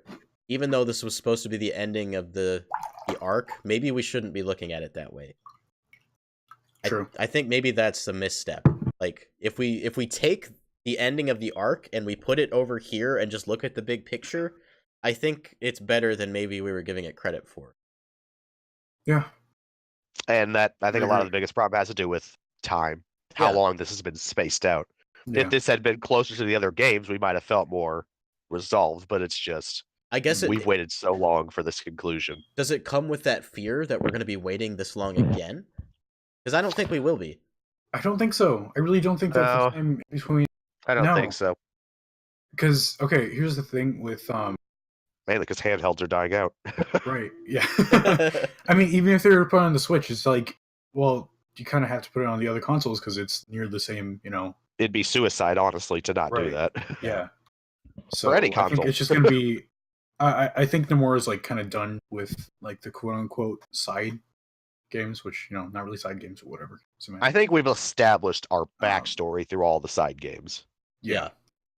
Except Unchained. I don't want to bring up Unchained again, but Unchained is still going. I said this to Santi, but I feel like if we don't get another movie, I do think that we will get a new version of like Union Cross and all of that stuff as a 3D game built in the 3 engine that's an MMO that you can play with your friends. Yes. That would be okay. But There either needs to be a good movie in or a more digestible way. I mean, that'd be a little bit awkward in the sense of like, okay, it's like Final Fantasy 14 is still ongoing, and it also is canon to Final Fantasy 16. But then there's still plot points that aren't resolved in 16. And Well, I didn't know that. well, I mean, you know what I mean? Like, it's like not like unresolved, but it's like, okay, they continue to come out with like new Oh, okay. expansions, Right, with right. like different stories and stuff. Yeah, so it's like, well, what if they were to do that with like a supposed like Unchained MMO? Then we still kind of have the same issue, just on a different platform. Hopefully not, though. I the mean, real question in my is, mind- Unchained ever going to stop adding story elements? It's technically a mobile game. That's a good question. In Is it my ever mind, actually going to stop? in my mind, like that game that I suggested would happen would be more like a Monster Hunter where it's not an ongoing plot. There's a set amount of plot, and then you just play it out until you're done. That would be so nice. That's what I want in my heart. Yeah. But we got to get a complete story out of that original game first. Right. We got to stop the retcons. Mm-hmm. Or just finish them. Like, I don't care what you want to do. Are they do even retcons? They're just like writing on writing on writing. Well, it's like, did they ever have these plans for Marluxia? Well, now they do, because here he is. I don't think that's a retcon though, because they're not like actively. I suppose. We didn't have a backstory for him in the adding. first place. Yeah. Yeah. I guess it's just more adding more layers to his story as opposed to a retcon. A retcon is going from having 2 wishes on Shenron in Dragon Ball Z to having as many as he has power for in Resurrection F. That's a retcon. This is true. Okay, I feel like if we keep going, we're just going to keep devolving into more speculation about the future. Yeah. I did start to close us about like how satisfied we are with Kingdom Hearts 3. Yeah, sorry. I have one more thing. Just a quick question. Did you guys fight the only technical secret boss? No, I don't even know what it is yet. Yes. Quote unquote secret. But I never beat it. Really? Where is it? Oh, How wait. do you access it? It's a battle gate, so it's not really secret. Oh, okay. I just haven't found that one. It's in the the Keyblade Graveyard. Yep, it's technically Battle Gate 13. Okay, so I've been going Ironically. down like all the worlds and just fighting them all, and I never went back. So I guess I 13 You know that has section- one that's not the same. wait. There was a battle gate like in the maze. It's not that one, is it? No, No. that's the first battle gate. There's like, Okay. there's 2 of them. There's one back at the very beginning. You know that section where like that big cutscene with the awkward pacing with the demon tide and stuff, and Yen Sid comes in. That section is where that battle gate is. Okay. Spawn at the Badlands. Just spawn at the Badlands. That's what it's find called. it. Yep. Is this a boss that has like future implications or? There's if some it does theories on who he is, but he's not really anything special. Oh, okay. It's just straight speculation. I mean, I could tell you if you want, Brandon, but Is he like a Black Hood? I don't even know what it is. he's just basically a big Heartless. It's like Dark Inferno, but he uses like 2 swords. So I don't like his design. Is the speculation about what or like who's Heartless he is? Yeah, there's a lot of speculation going on about that because people think he's too unique. Like, why is a random Heartless just this big last boss? You know, he can't just be a random baddie. So That's not true. But who do we think it is then? I know it's not true. No, some people are trying to claim it as Roxas is Heartless. Solely on Can the fact Roxas even have a Heartless?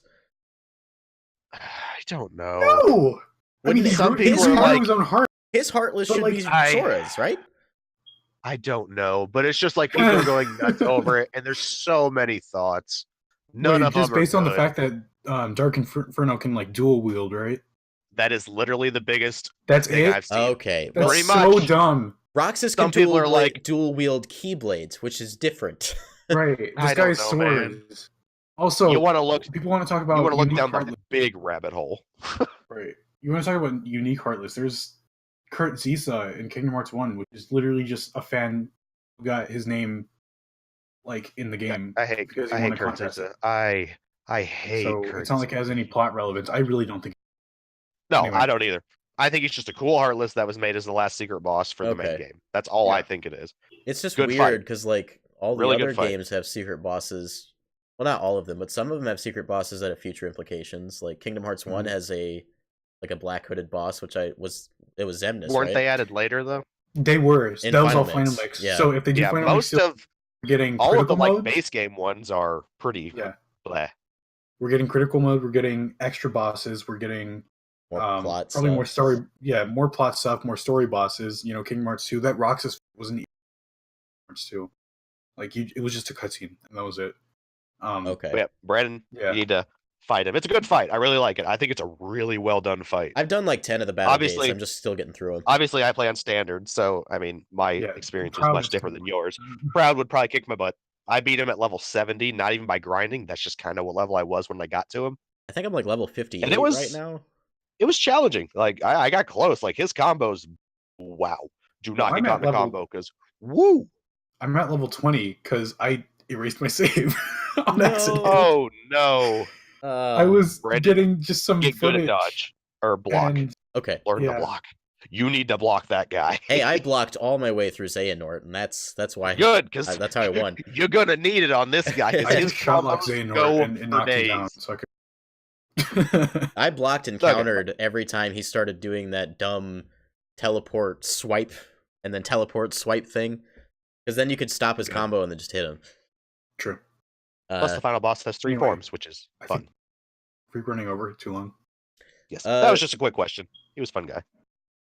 I'll go back to my original question, which Levi already answered for me, so I'll throw it to you, Santi. Are you satisfied with Kingdom Hearts 3? Yes. That, Yes. that comes with like an ellipses afterwards. Yes. Yeah, it's like dot. an asterisk. Yeah. I don't think, for the most part, there were a lot of things I would have liked to see, but I think a lot of it was really built up to be like this massive experience because of the long wait.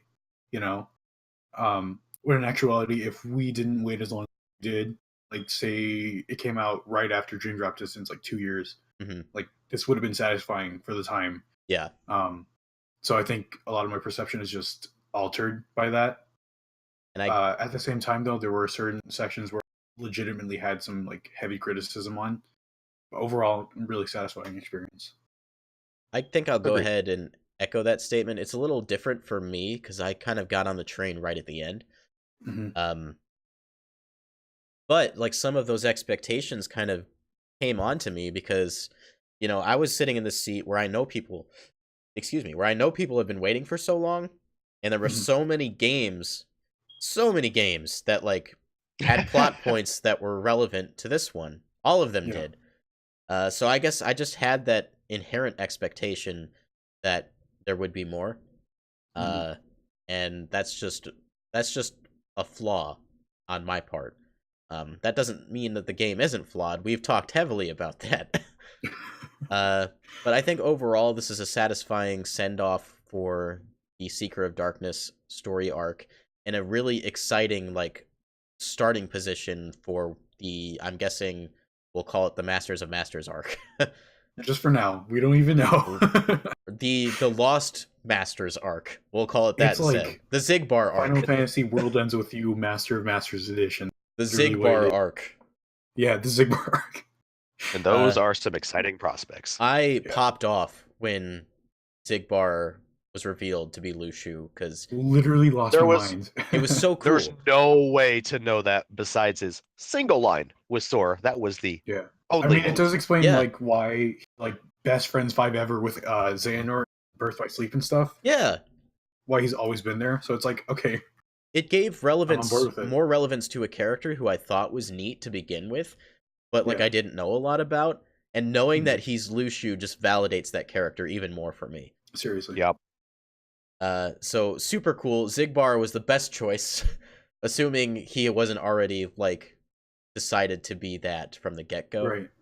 Because I'm under the impression that Nomura does plan ahead. A little bit. He does a little bit. More so than like Toriyama or Kishimoto do. Yeah. But any good writer can alter things. As much as people like to hit on Nomura, I can appreciate his dedication to the series. Me too. He tries, man. He locked himself in a hotel room, eating nothing but Ken for about a week just to write 358 over 2 days. I love 358 over 2 as far as the plot is concerned. The plot's great. Yeah, good stuff. Yeah, so I'm oh, you got a thought? Sorry, I was just gonna I guess leave us off on one last question. Go for it. That's okay. This is like the 17th last question, but it's fine. Yeah. It's the 13th darkness, actually. We're gonna open Kingdom Hearts. Yeah. But what's something that you would like to see change? Like, or improved upon, I should say. Improved upon? Striking a better balance between gameplay options and difficulty. I loved playing games like Birth by Sleep and Kingdom Hearts 2 and getting my butt handed to me on bosses, because that made me feel so much better about actually overcoming them in the end. Mhm. Some of them were just blatantly unfair, like I think a lot of them in Kingdom Hearts 1 Yeah. are just unfair because the gameplay is not passable.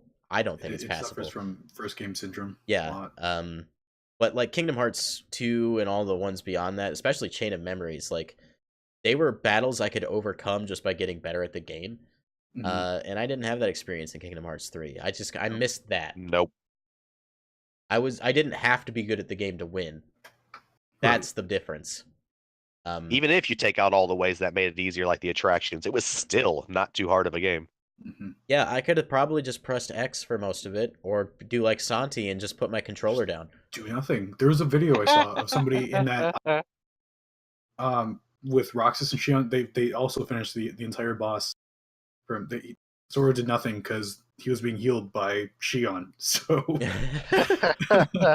Yeah, I think that's the Um, biggest thing for me, is just striking a better balance between gameplay and difficulty. I don't really have any suggestions for the plot because I just like being on Nomura's ride. I like seeing where he takes things, even if I don't always agree with them. That doesn't matter to me. I just want to be on it and see what he does because I like the way his head works, the way his mind works. yeah. Levi, what about you? What is something you'd want to see Yeah, changed? I think I'm more in the same boat as you. Okay. Like a better balance for the difficulty. I want to add a maybe better paced story, but I Mhm. don't think Oh, that's true. an issue. I think that was just a product of this being a very conclusive story because all the other games, love it. I love the parse story. I love the mystery. I love that in games. So I think this one might have just had a bad luck on being a conclusive Mhm. That's story. true. Being the final battle, I don't even think it's a fault of it. I think it's just, you know what, this was probably how it was going to be beginning because we're in the action from the get-go. More of a Mhm. product of circumstance than anything. Yeah, you know what, we're in the final chapter, which means things have to happen fast or people are going to say it dragged. You're going to run into a problem regardless. Either things happen too quick or they happen too slow. Like, well, the final battle's happening. Why are we not there right now? Well, Yeah. because it'd be too fast otherwise. But that's I- really just my only thing. I enjoyed the combats immensely in this game. That's on a something we all whole. agree on. Yeah. Yeah. It felt great. I still love it. It felt good having more one-to-one control over Sora, as opposed to almost like an RTS style of one, because you knew everything took 10 years to do. For me, Yeah. like, even though like Xehanort's send off maybe wasn't a huge payoff, I think the payoff of what's next, the payoff of Xigbar being Lucio, that was a better payoff for me than just Yep. seeing Xehanort being defeated. Mhm. And it almost seems like maybe that was the point. Maybe Xehanort was just a stepping stone for what's to come. Well, he obviously was a stepping stone, but Yeah, clearly Lucio. yeah, He was Xehanort. never the big bad. He was never the being big used. bad, right? Yeah. Him opening Kingdom Hearts, us still not being entirely sure what Kingdom Hearts is all about. We didn't even go there. It teleported us to somewhere else. I wanted so badly to go to Kingdom Hearts and see what it was, and Yeah. we're not ready for that yet, apparently. I guess not. And I then don't Noah know said if that we'll the ever be final ready. world was his personal. We might not ever go to Developers Kingdom were super- Hearts. Maybe not. I mean, do we actually think we could have a satisfying answer to it, or is it more fun with what it is now? Could there That's a good honestly point. be a satisfying choice? Could there actually be a good thing it is and not be slightly disappointed? If we ever Mhm. say that we're done with Kingdom Hearts, like we're finally wrapping up everything, I think at that point, a part of me would want to just know, like, what Kingdom Hearts is. But that's Yeah. something you save for the end. It could be Yeah. like Walt Disney's actual home, and like you just go there and like care. Like You see all the storyboards and whatnot. yeah, just show me. We see his frozen body up in the middle. Oh waiting for a heart. no! Walt Disney replica confirmed for 20. But Yeah, this was a I guess- satisfying entry for me. yeah, I loved the cutscenes. I loved Sora. I loved Donald and Goofy. I love the characters. I just wish I would have had a little bit more time with them. But we're not done with them at the same time, so I guess I really can't complain. There's more. fix the dialogue. Oh yeah, That's my thing. Fix the dialogue, please. stop telling me Like- about ingredients too. Oh boy. I mean, Sora, like, Donald, as- Goofy. Always in that order. Yeah, If you say in any other order, you're dead. you cannot canonically say it in any other order. Right. No, bro, she'll Say stay it in your or house win. and shoot you. No, but once you save Aqua, like the it just goes flowing naturally, and you get a lot of really intuitive anime gasping sounds, like a lot of no, like a lot. And there's even a part where like Donald kind of like mocks Aqua for doing this, like as she's doing her dramatic chest thing that she does, and I kind of would like the pacing of the cutscenes and the dialogue writing to be improved for the next, what's to come next, I guess. Yeah, I'll agree with that. Yeah, fair point.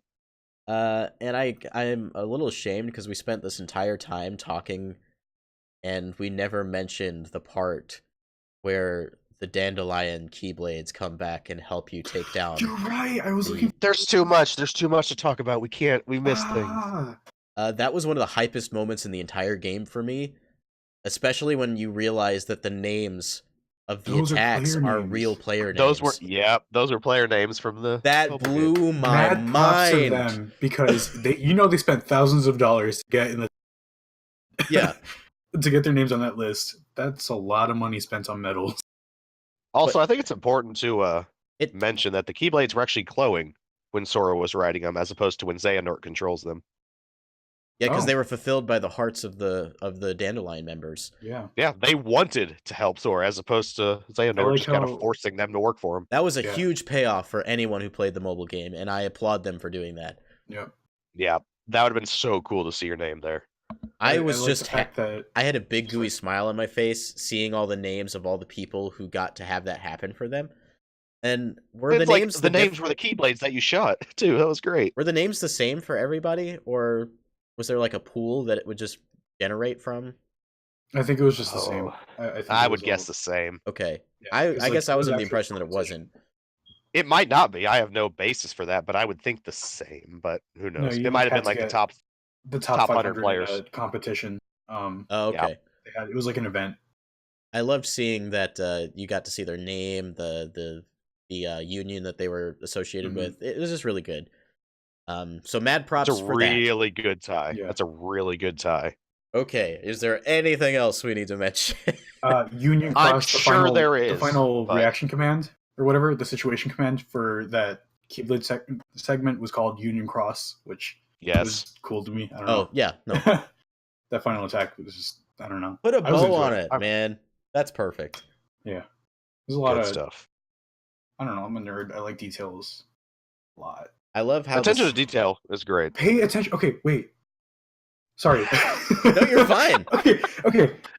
So one thing that really bugged me was like, when Sora first meets Vanitas, he like actively acknowledges like, oh, you're the guy from the cathedral, which was a reference to like Dream Drop Distance, because that's when like he kind of just appeared with young Xehanort, like just as a phantom or whatever. Right. And then in the end of the game, he's like surprised at the same face, but in that sequence that he already mentioned, he saw Vanitas' face.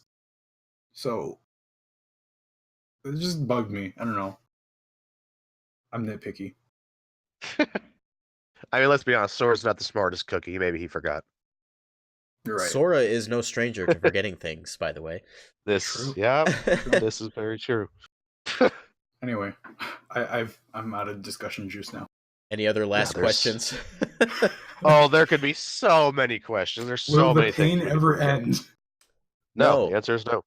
That is a solid no. Sora was supposed to fix all of our hurt, right? That was the idea. Our hurt. They can't say the word pain. Don't say the word pain. It hurts. You got to say hurt. You can't say the word kill either. Can say destroy though. Yeah. Don't say the word death, except for that one time that somebody actually said death, and I was surprised. That was it. Yes. And don't say that Xehanort and Ericus died, not only because you can't say death, but also because maybe we'll bring them back again, like everyone else who's died. Yeah. Just like Dragon Ball, no one's ever dead. Nope.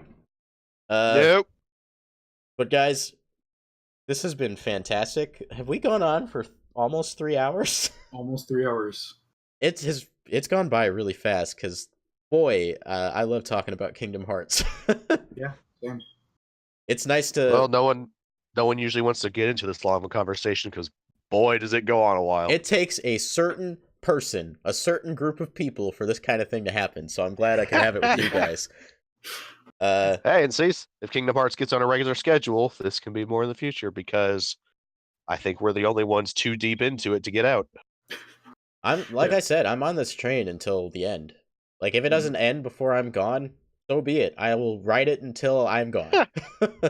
I'm smiling as I drown at this point. I'm kind of happy that there's this kind of ongoing plot that I can kind of get back to for the rest of my life. I remember It's satisfying. There was a deep sadness in me when Dragon Ball first ended, because that was like the nearest and dearest to my heart franchise of my entire life. So it ending was a big, like, it left a big empty hole in my heart that was only partially filled by Naruto later on. I'll definitely feel the same thing here. You and I are reversed in that regard, Brandon. I actually got on the Dragon Ball train late. Ooh. I watched through Kai actually my senior year of college, so 3 years ago. Did you watch it with Logan? No, I was watching through normal Dragon Ball when he skipped it and went straight to Kai. I started with normal Dragon Ball. Okay, so you did it the way that none of the Americans did it. Probably not. And oh boy, Dragon Ball. Oh man, that's a show. Oh yeah, that is a show. But yeah, so I didn't have that kind of long hype for Super, as like you did for Kingdom Hearts 3. To me, it was like, oh cool, I just finished not too long ago, and now here's Super. Oh, that's perfect. So basically, you're Sora and I'm Vanitas. We're two halves of the same thing, right? Brothers. You got to see the adventures of Keyboy quicker, and I got to see Goku quicker. All right, we guys. Talk about the Aqua fight. About Aqua coming back. Oh, we didn't. It's fine. It's fine. It's fine. It's fine. That was a hype moment. That was it. There's too much. The Aqua fight was great. That's what I'll say. Yeah, it was. Getting to play as Aqua was also great. Getting to play as Riku was kind of awkward.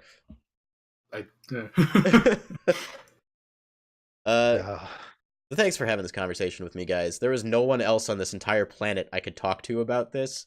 This is less about the channel and more about me. You know what, man? You do you. You do what you want to do.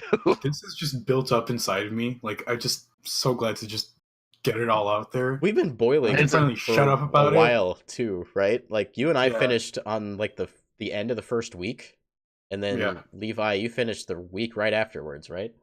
I finished basically Wednesday of last week. So we're like 3 weeks at post-launch, and we're finally talking about it. Yeah, that's plenty of time to wait. Sometimes. Not to mention, you can not have these conversations in text. Right.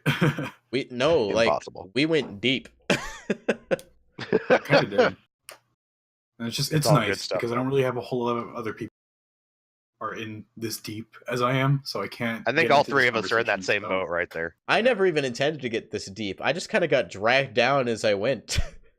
I remember the moment when I knew, and it was when I was watching the 358 over 2 or the 358 days over 2 movie, and like once I knew I was attached to Roxas, I said, "Oh no."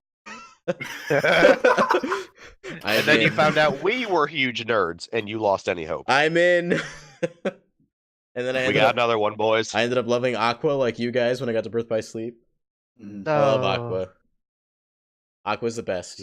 I used to hate Ventus. I used to really hate Ventus. Why? I love Ventus. He used to be so bland to me. I'm like, and then eventually it struck me. I was like, okay, this is the kind of character I'm supposed to be. Ventus is just an unfortunate person. Like, how dare you? Crap out of me. I was I worded that wrong. He's not an unfortunate person. He's been put in an unfortunate circumstance. Kind of like he's basically the fourth model. Honestly, who has basically the fourth Baudelaire child? He's Roxas too, man. He just wants to live his life. Yeah. Hang with his friends. Eat ice cream on the on the tower in Twilight Town. And don't fall off. Oh man, like every time I try to end this, we just go. Yeah, there's just so much. Okay, I think we just need to... We're cutting it off here. Cut off! Thank you guys so much for talking Kingdom Hearts 3 with me. Santi, do you want to tell people where they can find you? Is that something you care to say? I'm on Twitter at Santi. person. Don't follow me. I retweet trash, and that's about it. You're both mods in the Discord server. There's a link to the Yeah, Discord server so you can find me in the there. If chat you like my or in the beautiful face, description. I'll be there. Levi, is there any places you want people to follow you at? Nope, there is literally nowhere you can find me. I'm in Discord. That is about it. I am nowhere. That makes it easy. And you're already here, so like you don't need to seek me out, but you can find me at Babababs on Twitter if you're interested in what I have to say.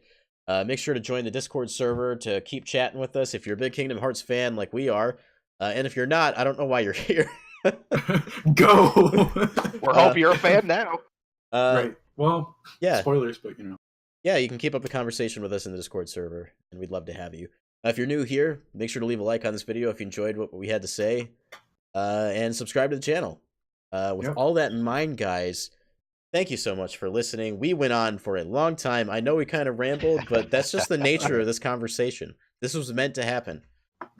There was no way gonna happen. It wasn't like Santi. I remember you were like so worried about having notes, and like for the last hour and a half, I haven't even looked at that tab. It just flowed so naturally. I knew this was the way it was going to go, so I was prepared for it. But Good once stuff. again, thanks guys for watching. Don't break your backs. Breaking the games. But for now, break time's over. Yes. Peace.